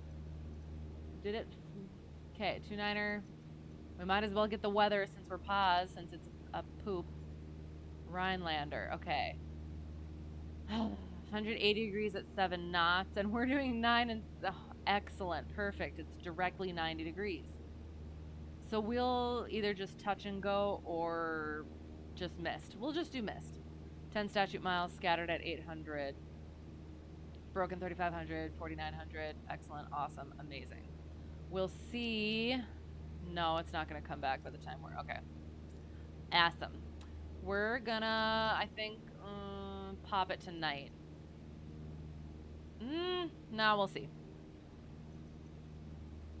So we're getting down to 4,300 again and trying to figure out where. Okay, we're still at 10 nautical miles. So we can, oops, not too much. Okay, that's good there. I feel like I'm a little, you know what? Nope, we're just gonna trim it. We're descending, so I don't want to do too much though. 90 knots should be good. Oh. Oh, so we did our thing and now it's boop, boop, boop, boop. Boop. Oh, okay, that was terrible. We should be at about that mark. So we'll go there and hope for the best. 4,300. Still at 10 nautical miles. Awesome. Where am I? Okay. Letting it go just a little bit. Trim down. The 152 mostly because that's what you learned in, so it feels more real. Same. So this one, because that is. I fly a 172, but it's the closest to that for me as well. 152 buddies. So 3, awesome, 4,300. So we're getting down there. We just need the 100 more feet. Don't get too far off. We're at 10 nautical miles. Go back. And we're watching for that 281, which will be at the bottom here. No, keeping it up, power up. And then bring it back. Because we don't want to go under it. Still at that 10 nautical mile, awesome. And we're,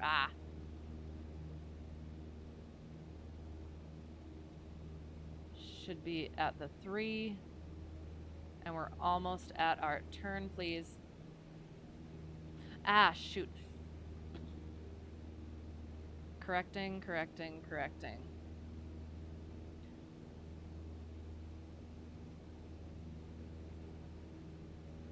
So we're at the 290. Hey.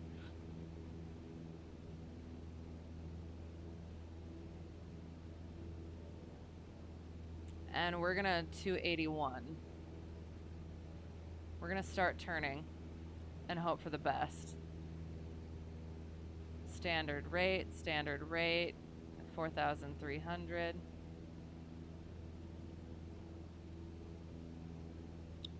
$90,281.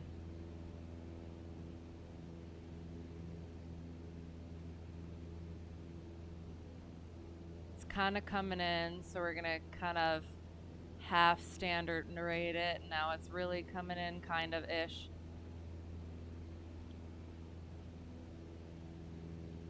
So, so we're gonna 10 degrees it. All right, where are the notes at? 4,300, 281. So I can get down to 3,300 because it is now coming in. So we're gonna power down.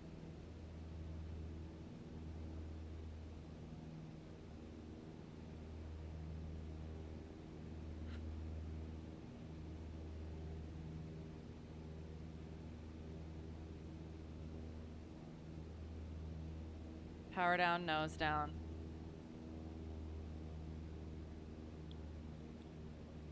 So 8.8, 8 DME is 3,900. Shoot. Yeah, okay.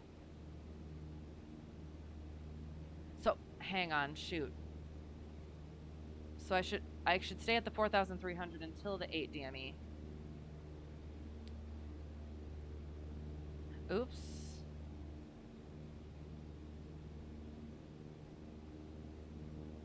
So we're gonna power back up.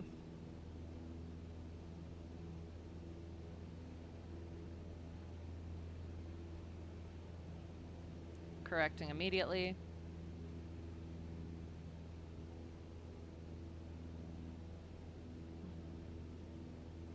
We're gonna swing that nose around as that needle comes in. So we got to that 8 DME. We're pretty close to that line, so we're going to go down to the 3,900. We have 400 to go. Getting onto that line, getting that nose over to 281.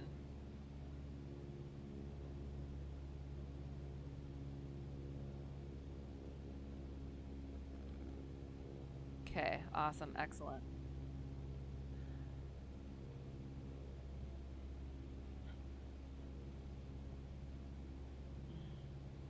Okay, 281, 3,900. At the 5 or before the 5? At the 5, we can get down to 3,300. I hope, I think. I don't actually know. Wait, we can get to 3,900 by the DME, so we can get down to 3,300 now by the 5. So we're going to descend a bit more. Don't know how the 172 iFly is configured, but Just Flight has a new 172 improvement mod for sale. May or may not be of interest. So it's basically like this. And then it has a Garmin 430. So is it steam gauge? And does it have a Garmin 430?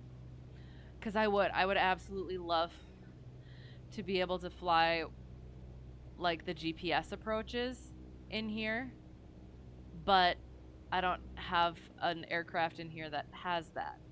So 5.3, we can get down to the 3,300. Keep on that line.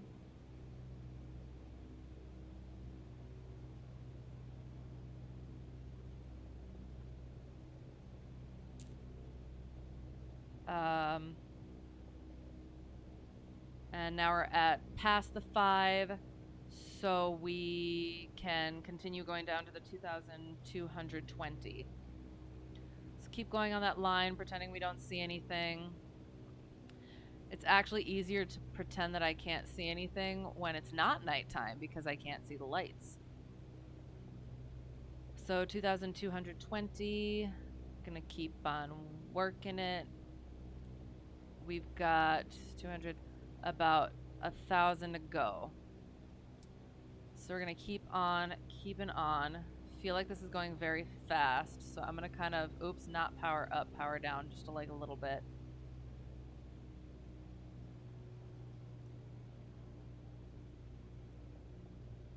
I'm gonna pull that carb heat out.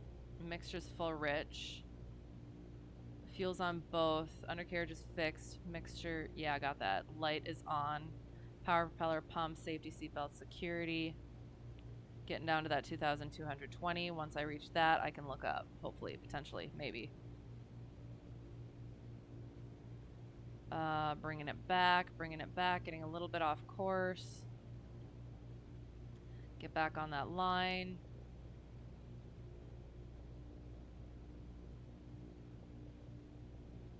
And I did not do the notes for the missed approach, so I have no idea. Nosing down.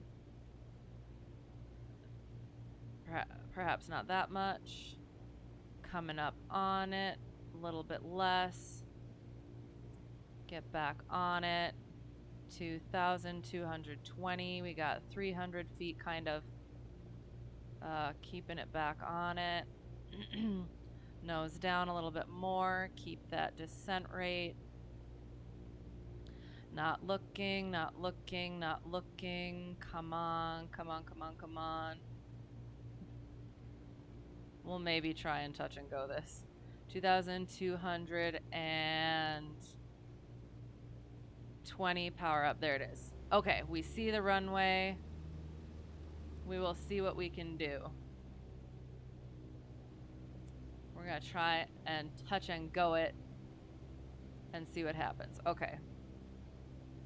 So powering down, nosing up, flapping in 1 notch. Keep that nose coming down.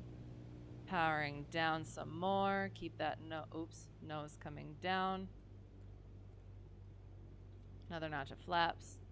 Another notch of flaps. Keep that nose coming down. Oops, not like that.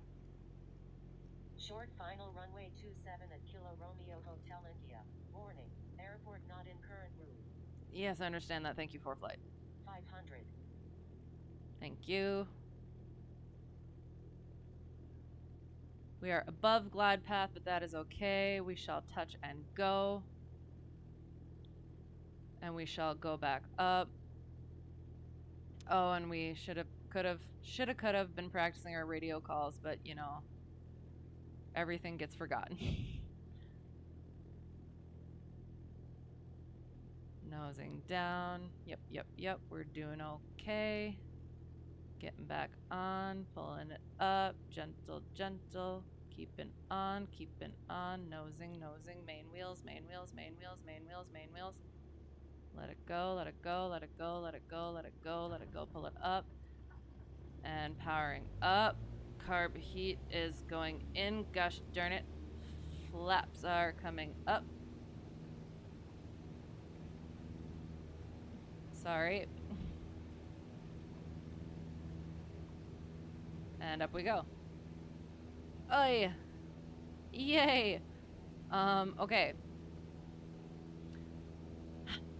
Okay, so I'm gonna just go up in the clouds and kind of practice what I was the weird stuff I was planning to practice, and we'll see how that works. If I have the stock steam gauge, I don't 172 in MSFest, and it works with that. Otherwise, should be able to upgrade my MSFest to Deluxe.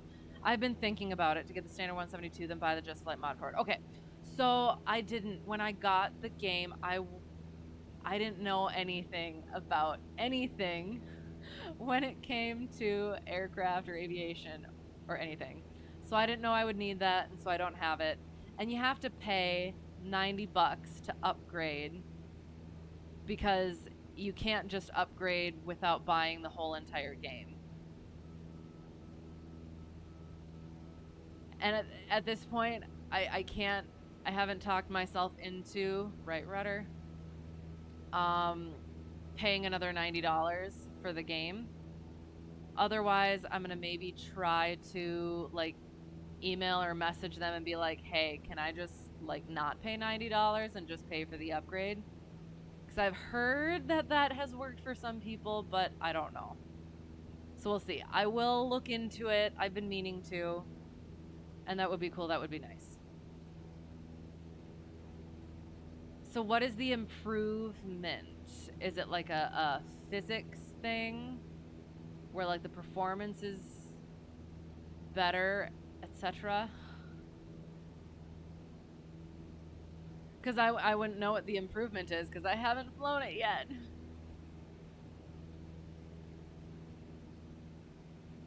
As often as I practice, I get the money's worth either way. That's fair.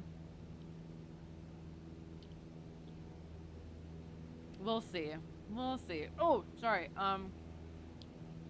Rhinelander Regional or something. On the missed approach, runway 27. Then I'd switch over to Whatsom, Minneapolis Center. On the missed approach, runway 27, 3,300. Yeah. Sounds good. Bye. Have a great whatever it's going to be for you. Hope to see you again soon. Tuesdays are flying as well. Yeah. And then we just kind of wing it after that. So yes, it was great meeting you. And yeah. Mostly systems and such, it sounds like. Okay, sounds good. All right. This is what we're gonna do.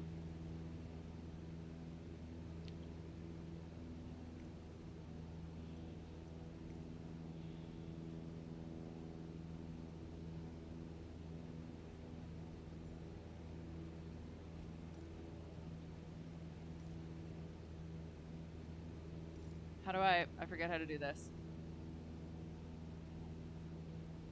Oops. Yeah, sure. 80,000 works as well.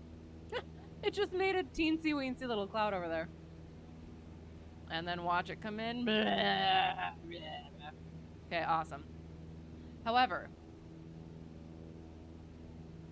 how do I do the thing? The wind layer, I want it to be what it is.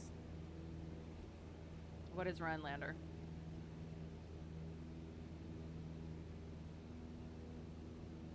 $190 at 4.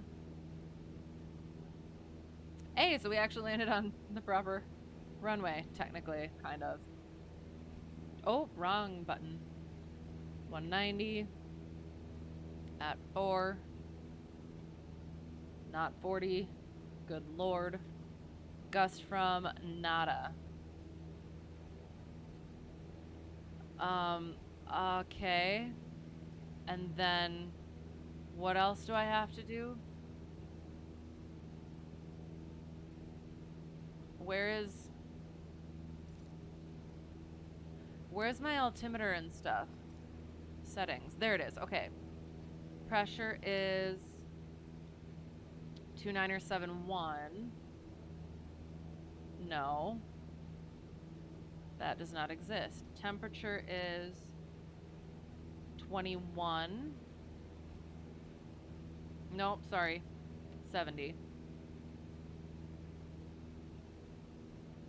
Lightning, snow depth, precipitation. Good. Okay. So that is good. All right. So we're gonna try to.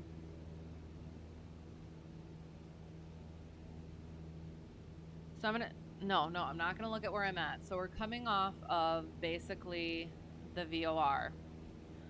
We're gonna try and get to, let's say, like a southwesterly heading at 10 miles.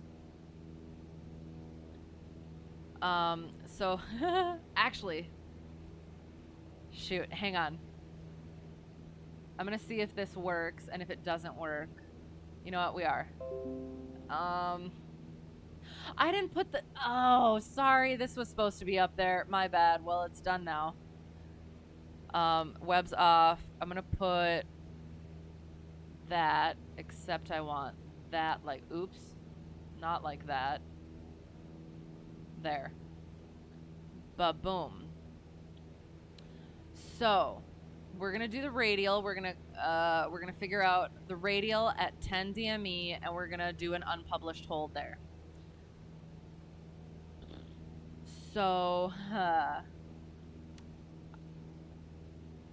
and again, I'm not actually looking at the GPS. I kind of know where I am on the GPS. Where's paint? I need paint.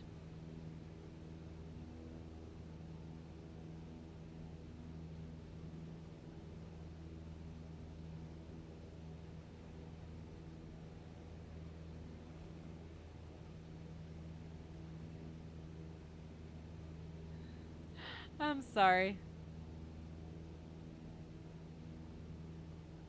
All right. There, terrible craft clearance, but now we're gonna make Perry the Holdapus. Once I can find where paint is. There it is. Okay. Oh, that's awesome. I could have just done that.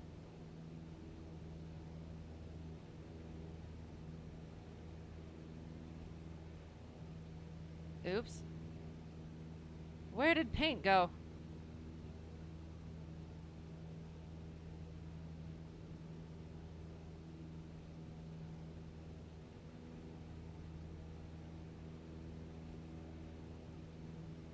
Why is it doing that? Sorry, I can't find paint.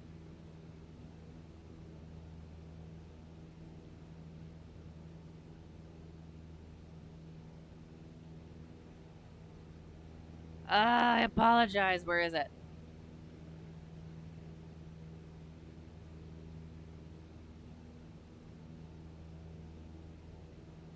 Okay, fine. Oh, it's very small, that's why.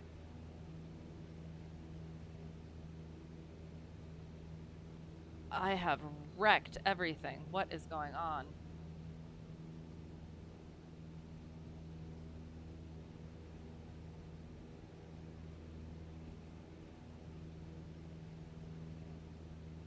Oh, good lord.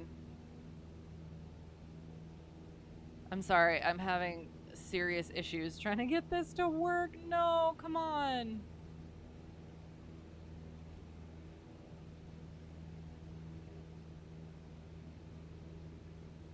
Wait, what if I go like that? Shoot. And then like that. I know this is riveting content. I'm so sorry. At this point, I should just... Gosh darn it.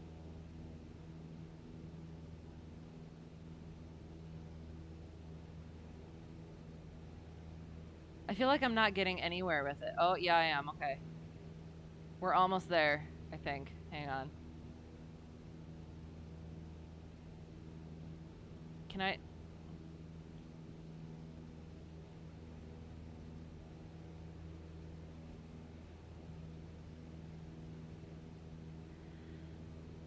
It's so messed up. Oh, no.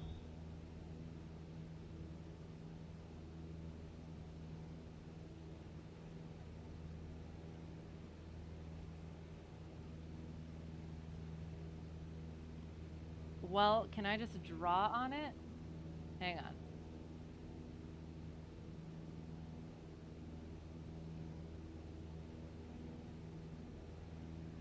Gah! Okay. We're in this now. Well, here, if you wanna see what I'm dealing with, something happened and it has gotten gigantic. Hang on.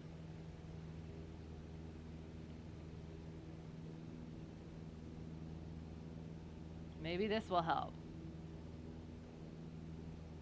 Ugh.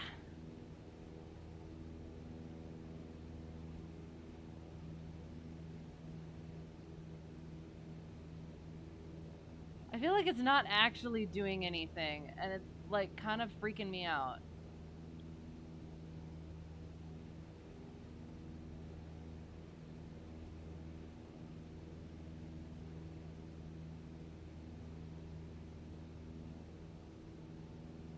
We're just gonna keep going like that.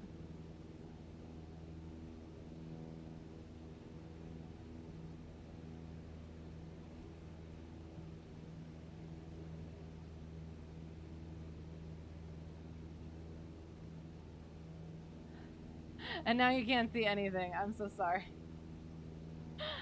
We're almost there, I promise.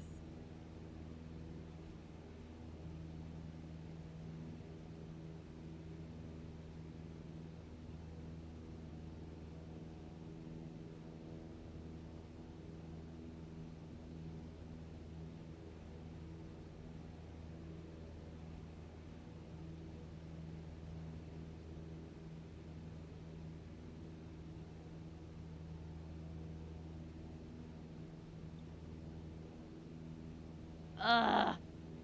We will get holds in this. Yes, we shall. Come on.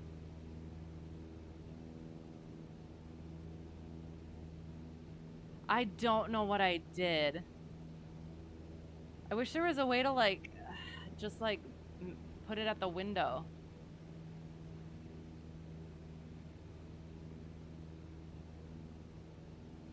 Oh, here we go. Come on. Come on, come on. Oh, there we go. It is small again. Yay. But now I need you to... Hang on. Huh? See? See, we're almost there.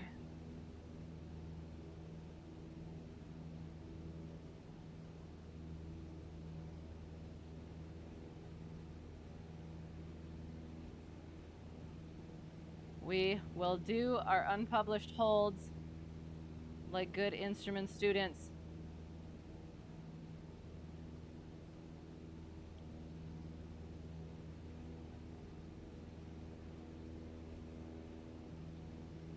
There, okay. I apologize. And if anything goes wrong now, we're just gonna have to... Okay. So now...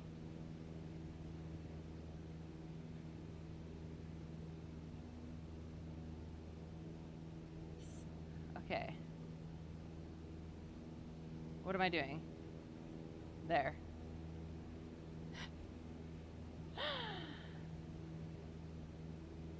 So now where is paint? Paint is here.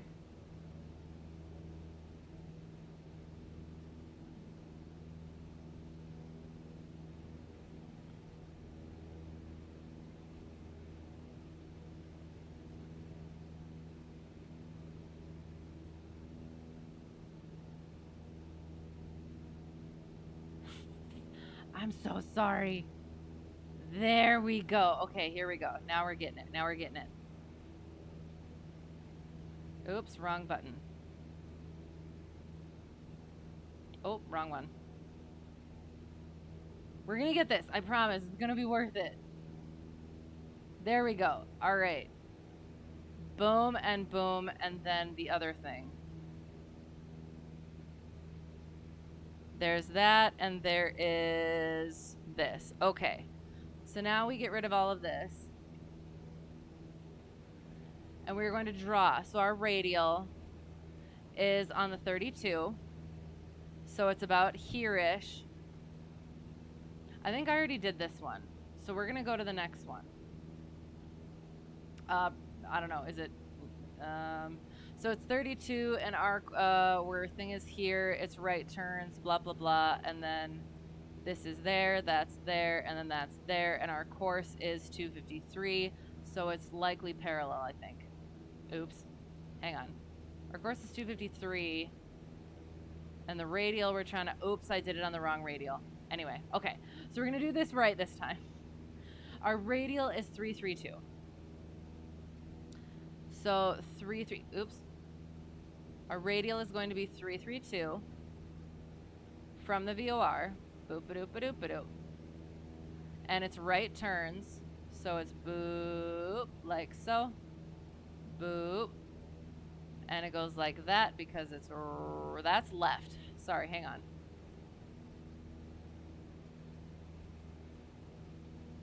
So it's boop because it's right turns. And it's 332 minus 2 plus 2 is 152. And boop is teardrop. Boop is parallel. 152 minus 70 is 82. Oops, is 82. Sorry. And then 180 is 262. And our course is 254. So it is direct. Show graphic. Yes. See? That's exactly what I... That's... See? They're the same. So, the one thing is we're going to try and do it at 10 DME. So how that changes... Oops.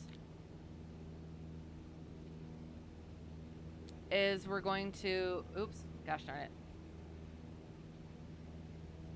That's terrible. Hang on. So again, it's on the 332. Here's the VOR, but we're going to do the thing at 10 DME. And we're going to do right turn still. So we're going to get rid of the graphic just in case. Okay. So right turns, boop, ba-doop, boop. And it's going to be the same thing.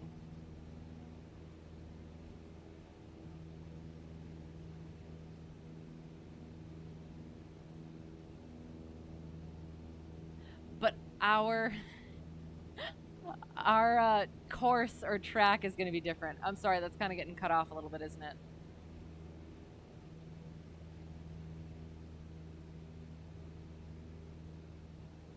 There.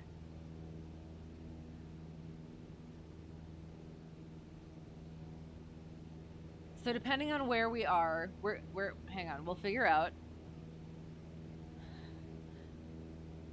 So we got our teardrop, and we had all our other stuff, and now I've forgotten all of it. So here's our 332. Here's our minus 2 is 1, plus 2 is 152. Minus is 82. 180 is 262. And now we figure out where we're coming from. We would get a radar vector to the course. That's not what I wanted.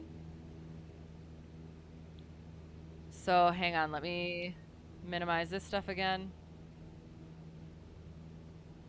Boom. Okay, we're gonna figure out where we are, on which radial we are. So, what am I doing? Okay.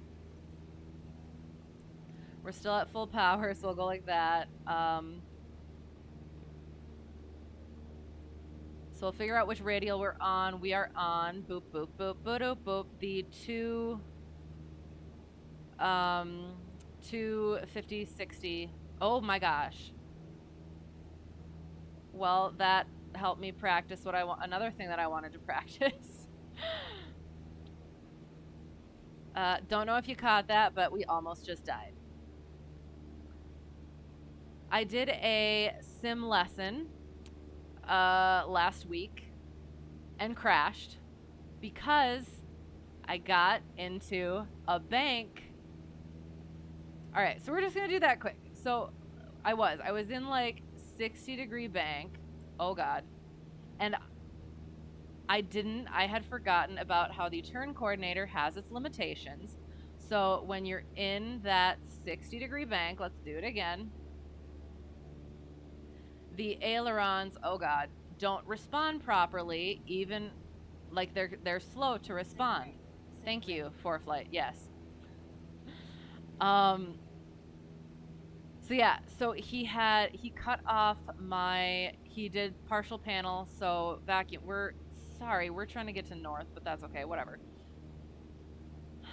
He cut off my vacuum system, and so I was trying to utilize the turn coordinator, but I couldn't see anything. My DG wasn't working, so I was just watching my whiskey compass, and that throws me off because it goes like the opposite direction of where you think it's supposed to go. So I was trying to trust my turn coordinator, but I was apparently in like 60-degree bank, and I put my ailerons like all the way left and it still wasn't working. And it was just freaking me out. I thought everything was going wrong. And so I ended up crashing. Yeah.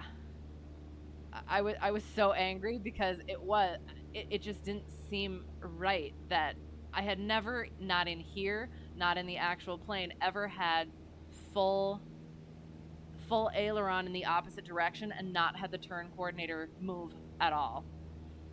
So, yeah. Now I know. You crashed 3 times and you tried out a flight simulator. Oh no. Yeah. Once I figured that out, and that's the thing, is like it's a whole entirely different airplane basically. So I was so unused to the controls and everything and how everything worked. So I blame that a little bit, but I also do recognize that I did not understand that about it, that I needed to recognize that limitation on the turn coordinator.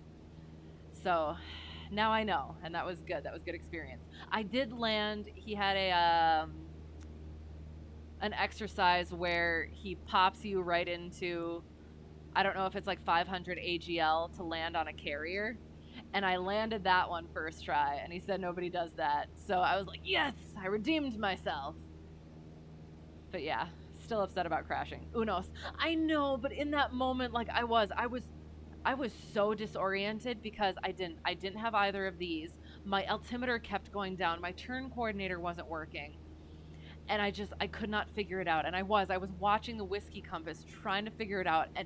And also I I was trying to do the turn coordinator and it wasn't moving. And so I would look at the whiskey compass and it would work out fine, but then the turn coordinator wasn't working, and so I was trying to do the thing, yeah, the whole cross check thing, and it didn't work at all. And I was so full situational awareness loss, spatial disorientation, and yes, dead.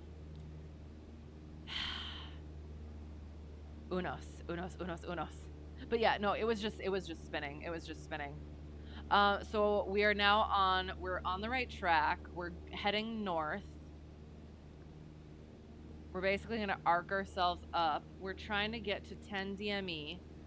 So we are on that radial, so we'll kind of go out a little bit to get to, again, we're trying to get to 330, the 332 radial. Oh, and so we're coming kind of, hang on. Stop banking, you foolish thing. Hang on. So I'm going to pop up the thing again.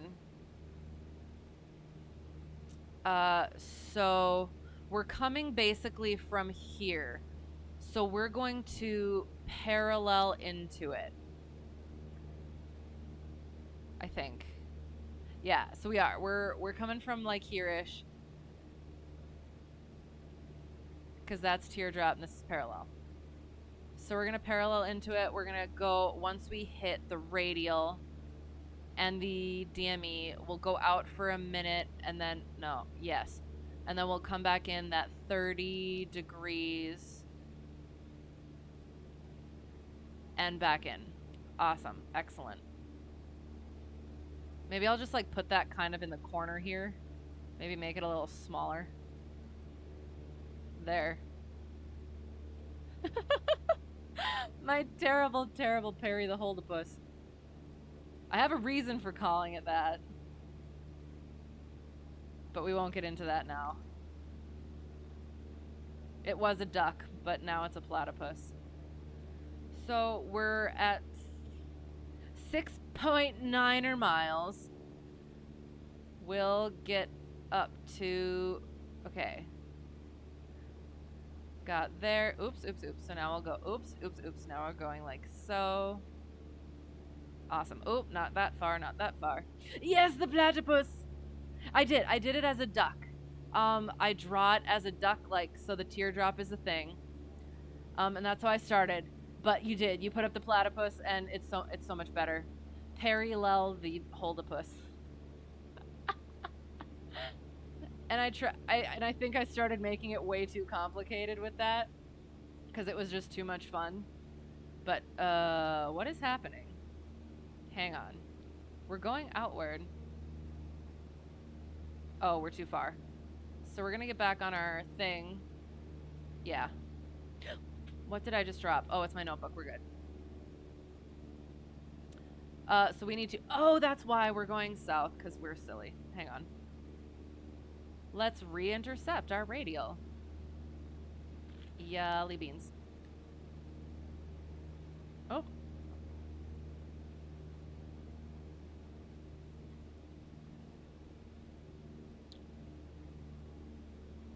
Standard rate, standard rate.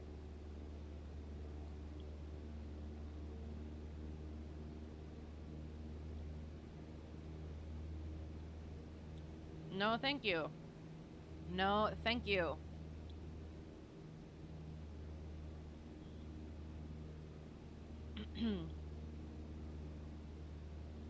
I do not wish to dive. Thank you. Oh, so we're gonna go just north again. Cause yeah, we're actually gonna go kind of this-ish way. Cause we're at 9.4 nautical miles. Gosh darn it. So basically, yeah, we just gotta go like this-ish. Oop.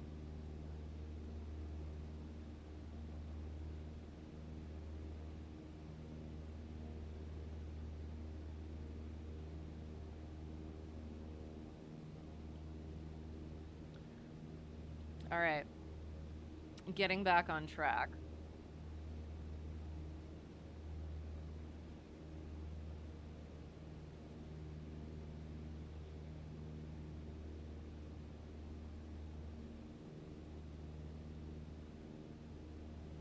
And we'll see. We might end with the localizer approach. If we have time, once we get established in the hold.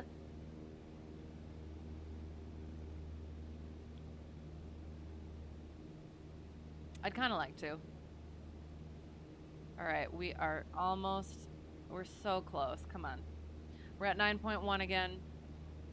So we'll get on that radial once we hit the 10 DME.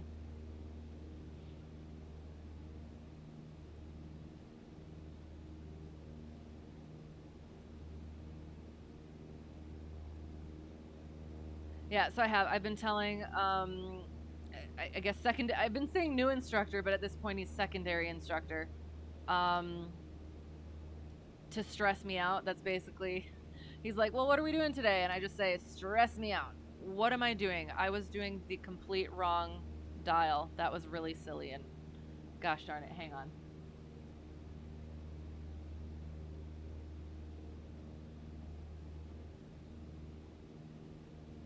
2971. Okay.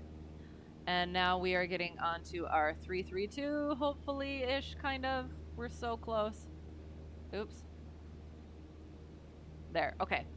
So we're coming in on it. We're at 9.6. So we're going to turn this way a smidgen, or we're going to just start our timer before we kind of get actually onto the parallel.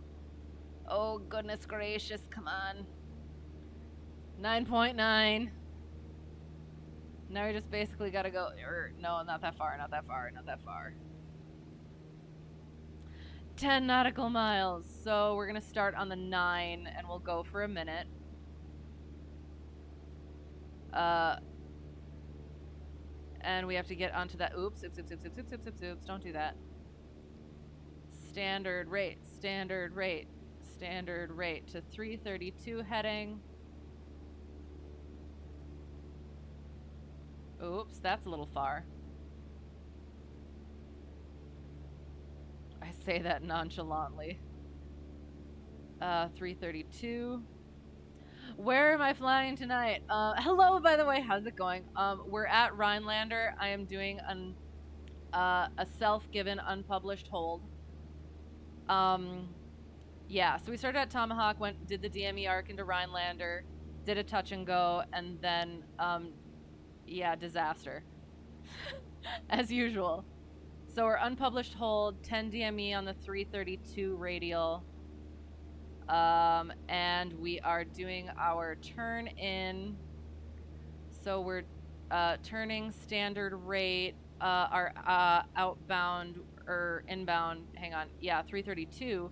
So, oh shoot, 332 is -2 plus 2 is 152.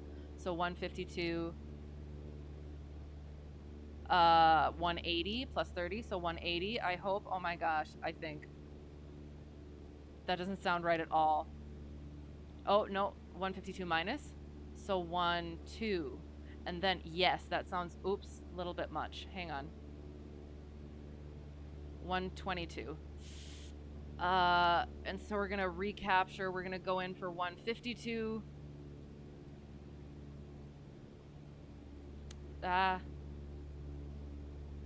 So 122 for our parallel. Oh gosh, I hope I did that correctly.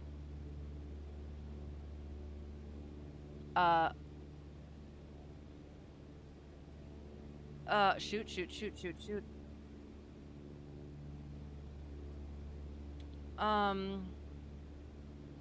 And I have to get back in. We're at our 10 DME, so I just have to go to the 332. Shoot, okay, that's fine. This is fine.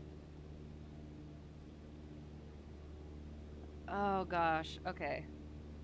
So we're turning around again back to the 332 heading. Come on, standard rate to the 332.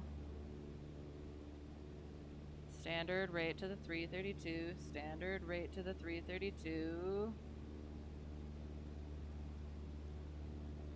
And then outbound for a minute once we get to that. No, do not want to hear that.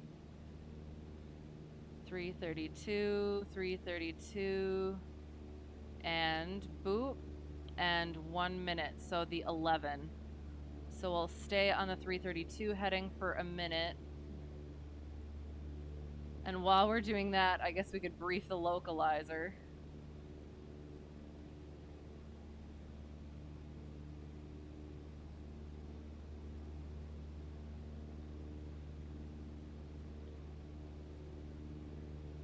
Oh, but, nope, I don't want to look yet, cause, yeah.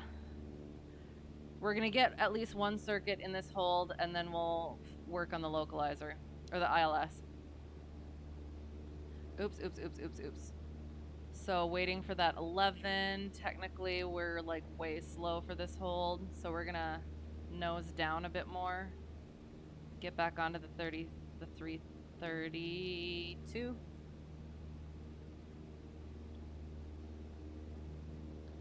90 knots, 90 knots. We're coming up on our 11, so now we turn back to our 152 heading.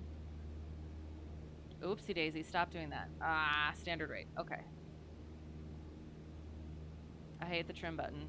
I hate it, I hate it, I hate it, I hate it, I hate it. Back to our 152.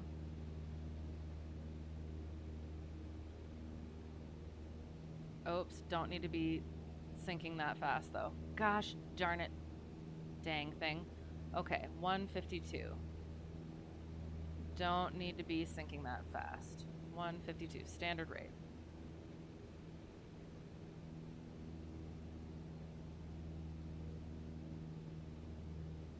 Then once we get back around, we'll time it and see if we get back to our 10 DME at the proper time. So 10. So hopefully back at the 10, we'll be back at the 10. Haha. Which I think hopefully we will be, kind of. So we're on that radial. Excellent. Look it. Nice. Oh my gosh, that's so exciting. Although I need to go over just a little bit. Smidgen. Just a smidgen. And then once we verify that we have gotten to our 10 DME target, then we will breathe the ILS and come in for a landing.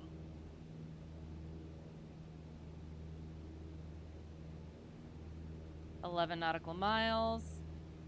Come on, it's got to be at the 10. 10 at 10, 10 at 10, come on. 5, 4, 3, 2, 1. 10! Yes! That was so exciting! Okay, we made it. Yes! That was a much better hold than I did. Yeah.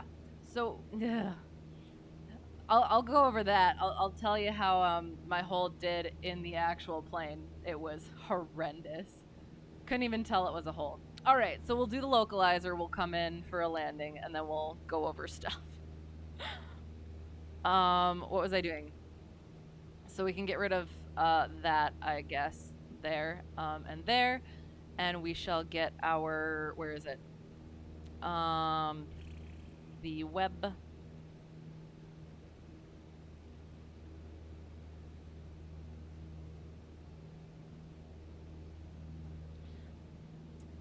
Yes. So localizer, we are, I don't know what we're doing. ILS for runway 9. Localizer, can you see that? Oh, that's why. And I'll try and do without the GPS again, I think. So I'll write it down. Ugh. I'll write down this stuff. Where's my pencil? Oh, I have misplaced my pencil. I have another. So 111.3. Ew. So we're using the DME on 4 flight. We'll go into the VOR. We'll just go straight to the VOR. We're coming in on the 332 radial. So then we'll turn outbound to the 271. 271 for 2 minutes. Making sure we're above 3,500. 3,500. We'll procedure turn left to 226. 226. Back around to 046. And then inbound on 091 degrees to 3,500. Still capturing the ILS, and at that final approach fix, which is the outer marker,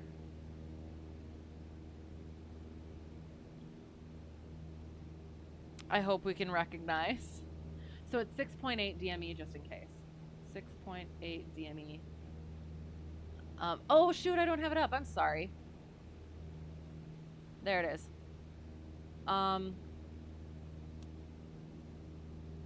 Yeah, and then so after that, still on there to, well, we just follow the glide slope. However, if we lose the glide slope, localizer 2180 by 3.1. Otherwise, we'll get down to, we'll have to check the weather again. So 1824 and 1/2 for a straight in ILS, circling 2180, 80 and 1. Zingy.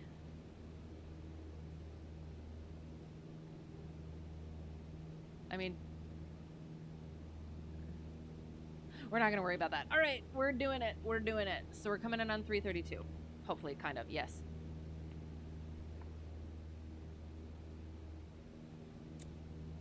And the DME is from the VOR. So we're still good. Awesome. Okay. So I hope that stays up. Excellent. Perfect. This can go like that. Awesome. Okay. There. This is a little bit awkward. We're gonna leave it on not nighttime because I think it was a little bit harder to see it when the lights weren't blaring at me. And we want it to be more difficult. So we're on the 109.20 and we're following that until we do the procedure turn inbound. Awesome. Okay, excellent. We are at 4,500. So once we're established past the VOR, we're going to keep going on the, oh, sorry, hang on.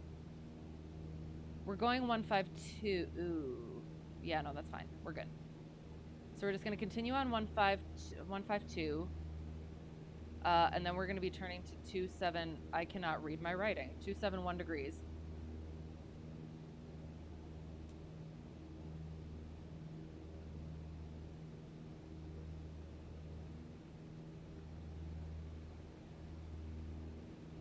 All right. So mentally, so we are northwest of the airport. So yeah, so trying to figure out those tricks and remember those tricks. So, and we're going at about 90 knots, which is 1.5 nautical miles a minute. Correct me if I'm wrong. I'm pretty sure that's the thing. So 1.5. So 3 every 2 minutes. And we were at 9, so it should take us about like 6 minutes. So there's 112. We'll see what happens. And we're a little bit past that, I guess. But so I think 5.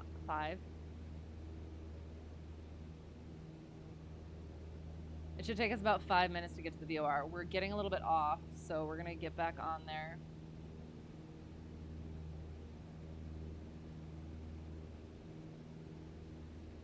And we will lead the turn at about half a mile.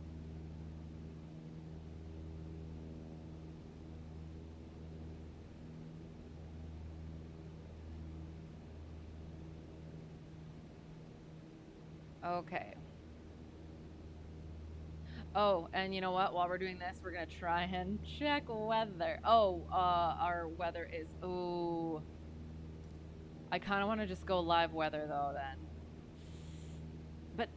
But I do want the, oh, shoot. That's actually a terrible idea. Well, no, I could actually see it.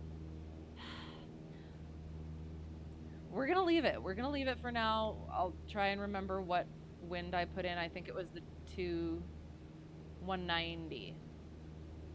190, so I think we do have to do the circling.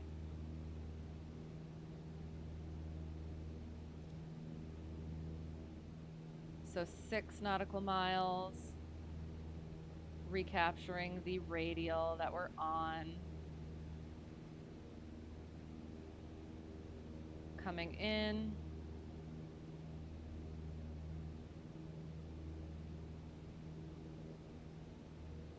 So yeah, so we would have been cleared for the ILS 9.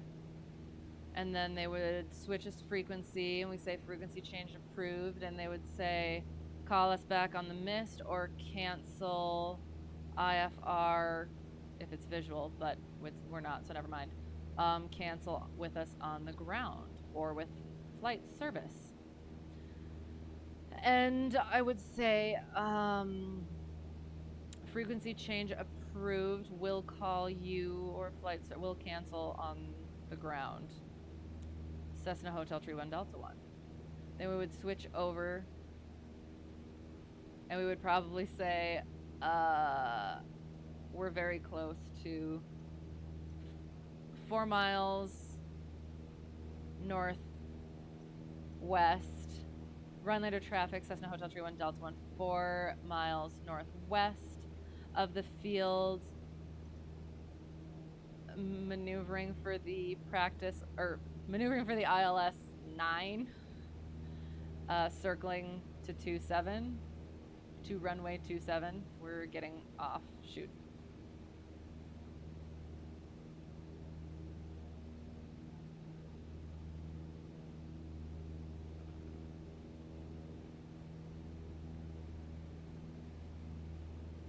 Oh, and I could have said my altitude, so 4,400, I guess.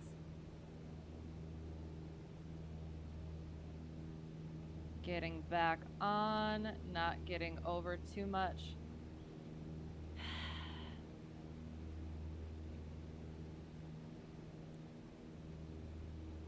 Read the ACS today. I gotta keep within those tolerances.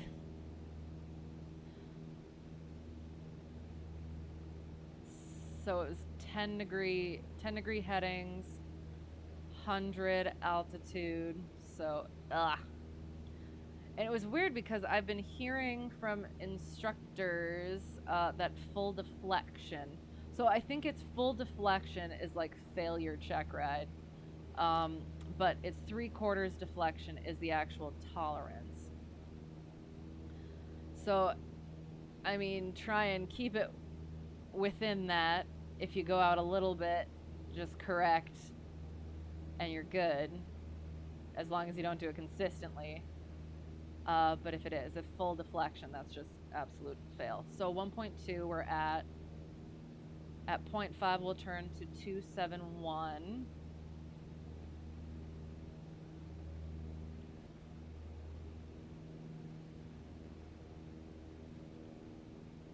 We're at 0.8, so I think we're gonna start turning kind of now because it's a little bit of a sharp turn. So we'll standard rate. And we have to turn it to 271 on the outbound.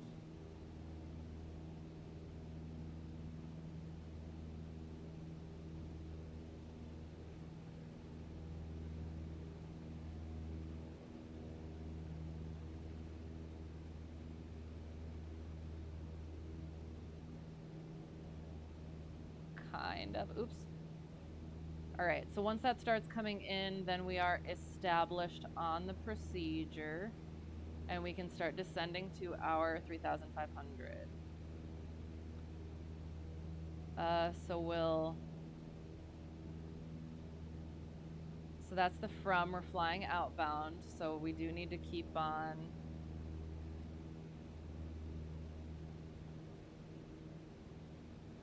We're still kind of close, so we won't. Yep, there it is. Okay. So we are established. We can start descending. There is our inner marker.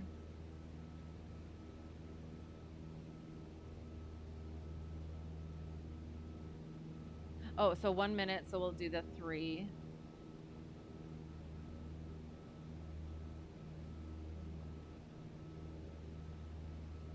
So we can start descending. We're going to descend a little bit Power down a little bit, go down like that a little bit, trim down a little bit. 3,500, waiting to get to the 2 minutes actually for procedure turn. Oof.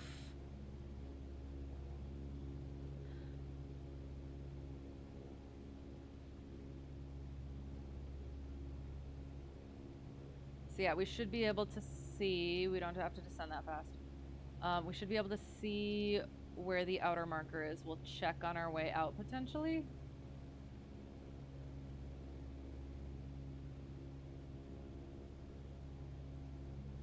Coming up on our 1 minute. There's one.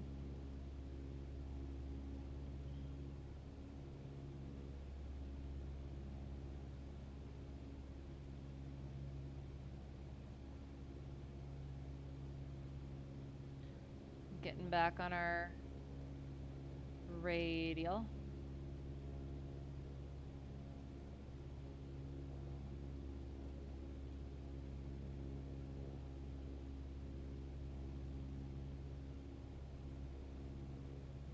We'll double check our frequency while we're still, we got some seconds left, so we're gonna go like this and we're gonna ident our localizer. Awesome, excellent. Flipping back. Coming up to the 3,500, so we'll start powering up because we don't want to go below. Coming up on our minute, or our 2 minutes, so we're turning to 226. So there it is, 226. Powering back down. Standard rate. 226 for a minute, so we'll go at the 6, I guess. 6.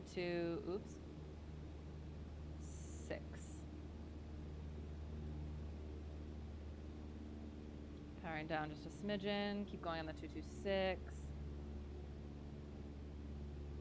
Getting back down, we can turn to our other inbound heading, which is 901.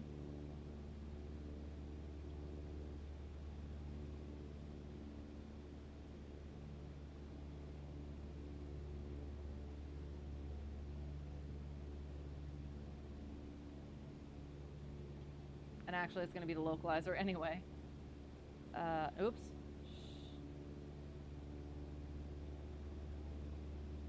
226. That was our 6 there. So then we turn the opposite direction to 46. So we're gonna do a right turn, I'm pretty sure. Oh god. Shoot. Ah. Powering up, pitching up, turning around.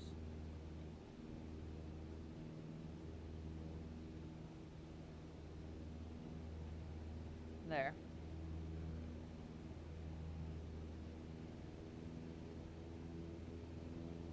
Get back up to that 3,500, gosh darn it.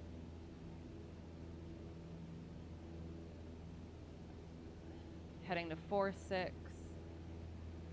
Correct yourself.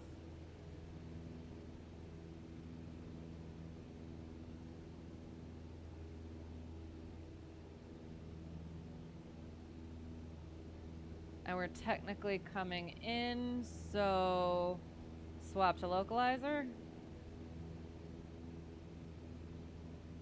Oh gosh, okay, that's awesome. What?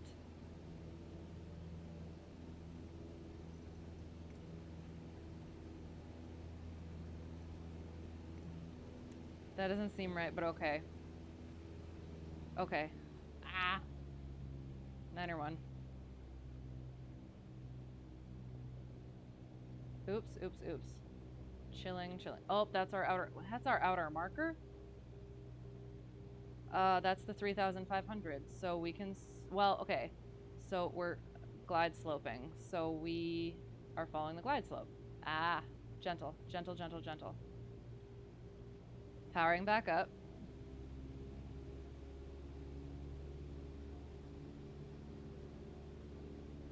Oy.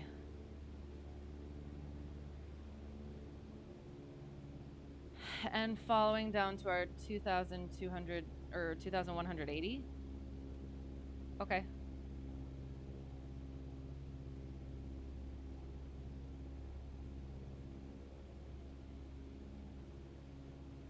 Powering back up. Capturing both.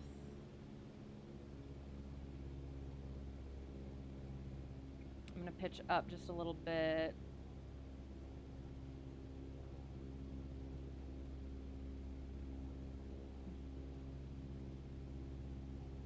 Bring that nose around to recapture. Not too much though, not too much.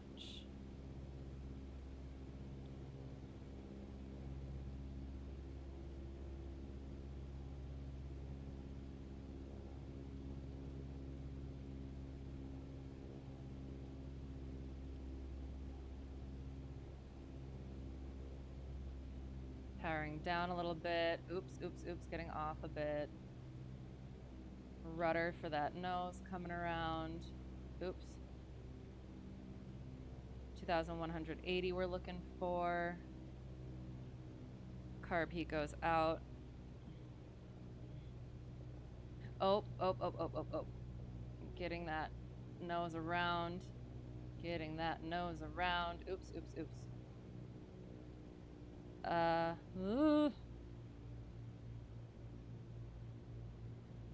Recapturing. Hey, we can see it. Yay. Oh, God.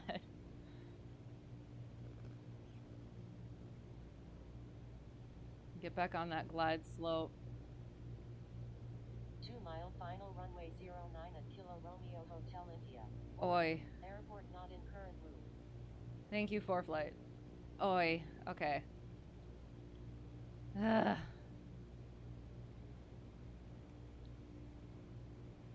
We're going to keep following it just in case something goes horrendously wrong. So we'll get back on track. Get back on glide slope.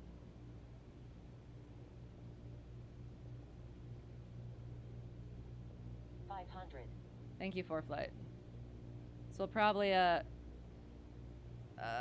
we'll toss some flaps in. 1. Nose down. 1. Nose down. And 1. Nose down. Now we'll get back on center line. I'm getting rid of this notebook because it's in my way. We're going to power up just a smidgen.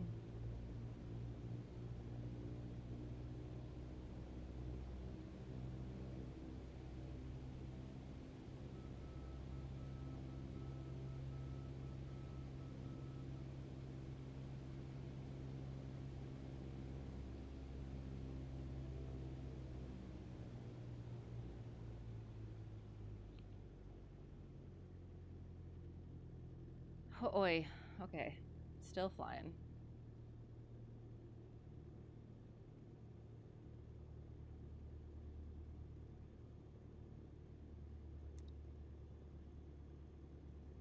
Landing on the main wheels, landing on the main wheels, holding that nose up, holding that nose up, holding that nose. Okay.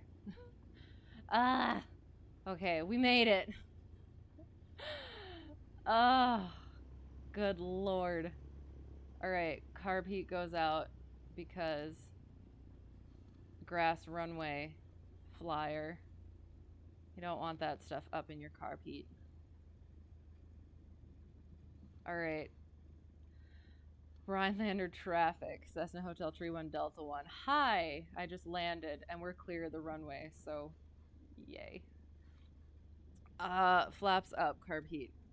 Okay, what you gonna ask? What radial from Rhinelander did I fly outbound to where I initiated the procedure turn? 271. That's what I wrote down.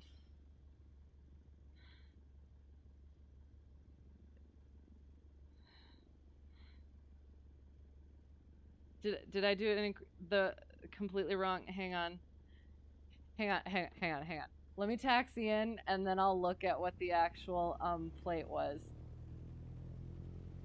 Because now I'm trying to think if I accidentally looked at the wrong thing, because my track looks horrendous. Y271, I'm gonna have to look at the plate. Because that's what I wrote down, but I might have been looking at it too quickly, and oh god. I made a horrendous mistake, didn't I? Cause yeah, that the localizer came in a lot faster than I anticipated it to. So I probably made a mistake. Oh no. Again, I promise I fly better in the actual plane when I'm not making things difficult for myself and don't have an instructor to make sure I'm not doing anything too stupid. Oh gosh. Am I about to? No, no, we're good. I will. I'll quick it in here. I'll shut down. I'll pop the plate up, and I'll try and figure out where I went so horrendously wrong. Am I supposed to go that way? Yep, we're gonna go that way. Oh no. There we go. Noom. Oh gosh.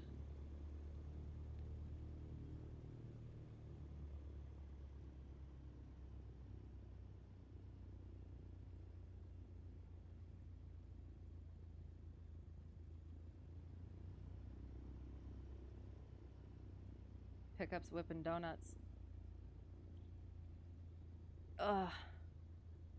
I'm very much looking forward to being able to, with instructor, fly in this sort of stuff because it looks just so cool. Terrifying for just the VFR stuff, but okay. And carb heat. All right, so we're gonna just quick look around. Ugh, amazing, awesome. Okay, so we're shutting down. We have our carb heat out, flaps up, fuels on both, trim for takeoff. Avionics go off, as does everything electrical. Mixture out. Wait for death.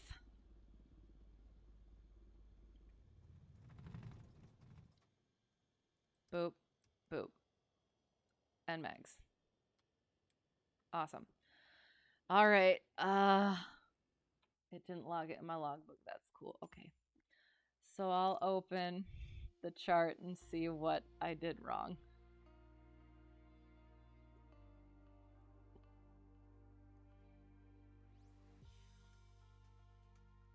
So, okay.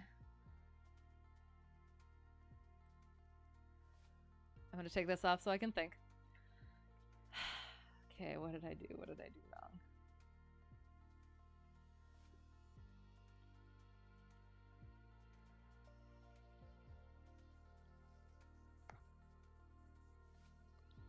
So, I was coming at 332, and so I did.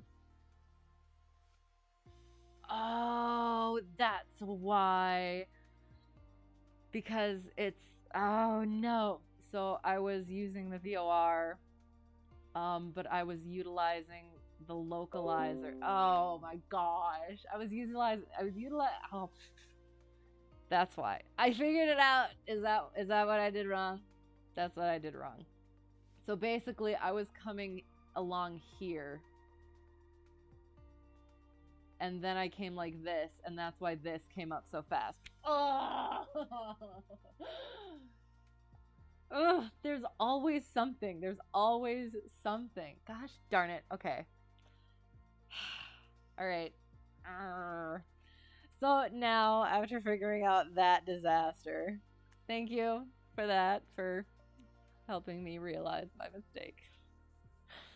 Gosh, always something. Again, I'd rather do it in the sim than in the actual plane.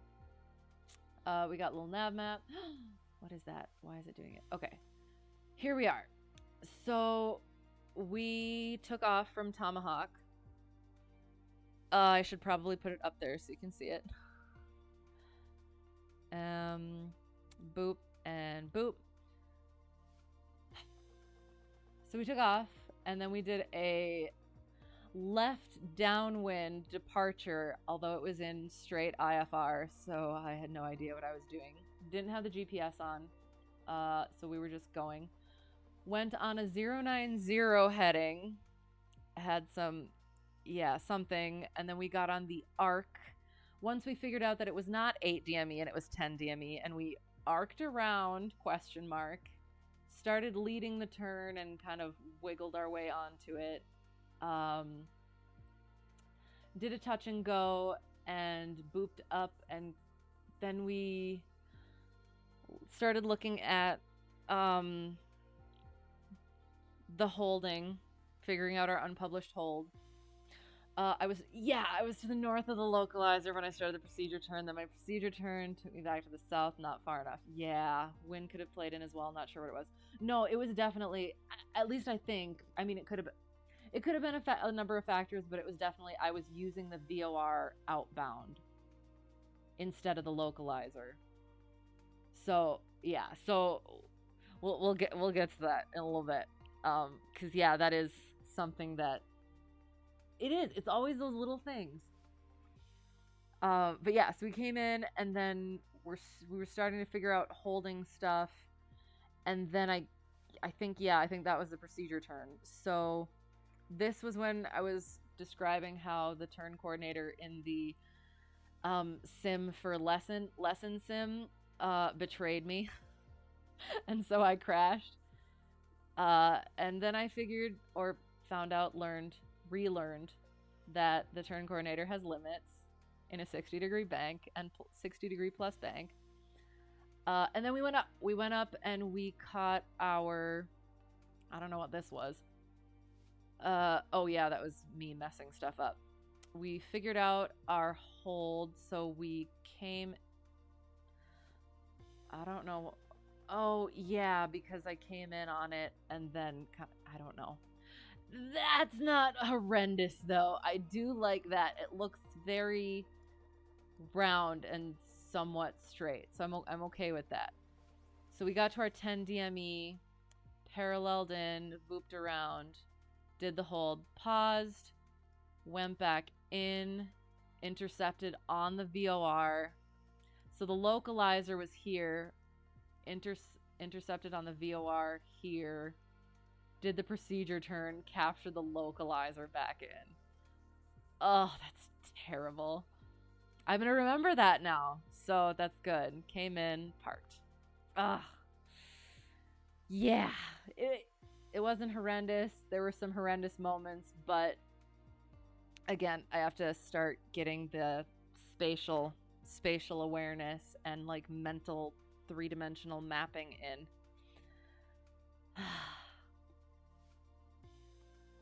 Kind of looks like a, I don't know, like some fairy tale dude. I can't think of who he is, with potentially a bow tie.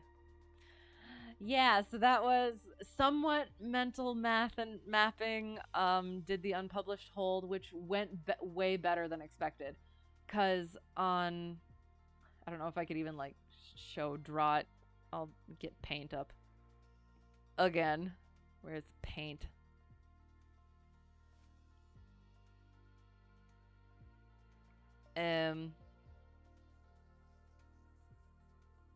Oops.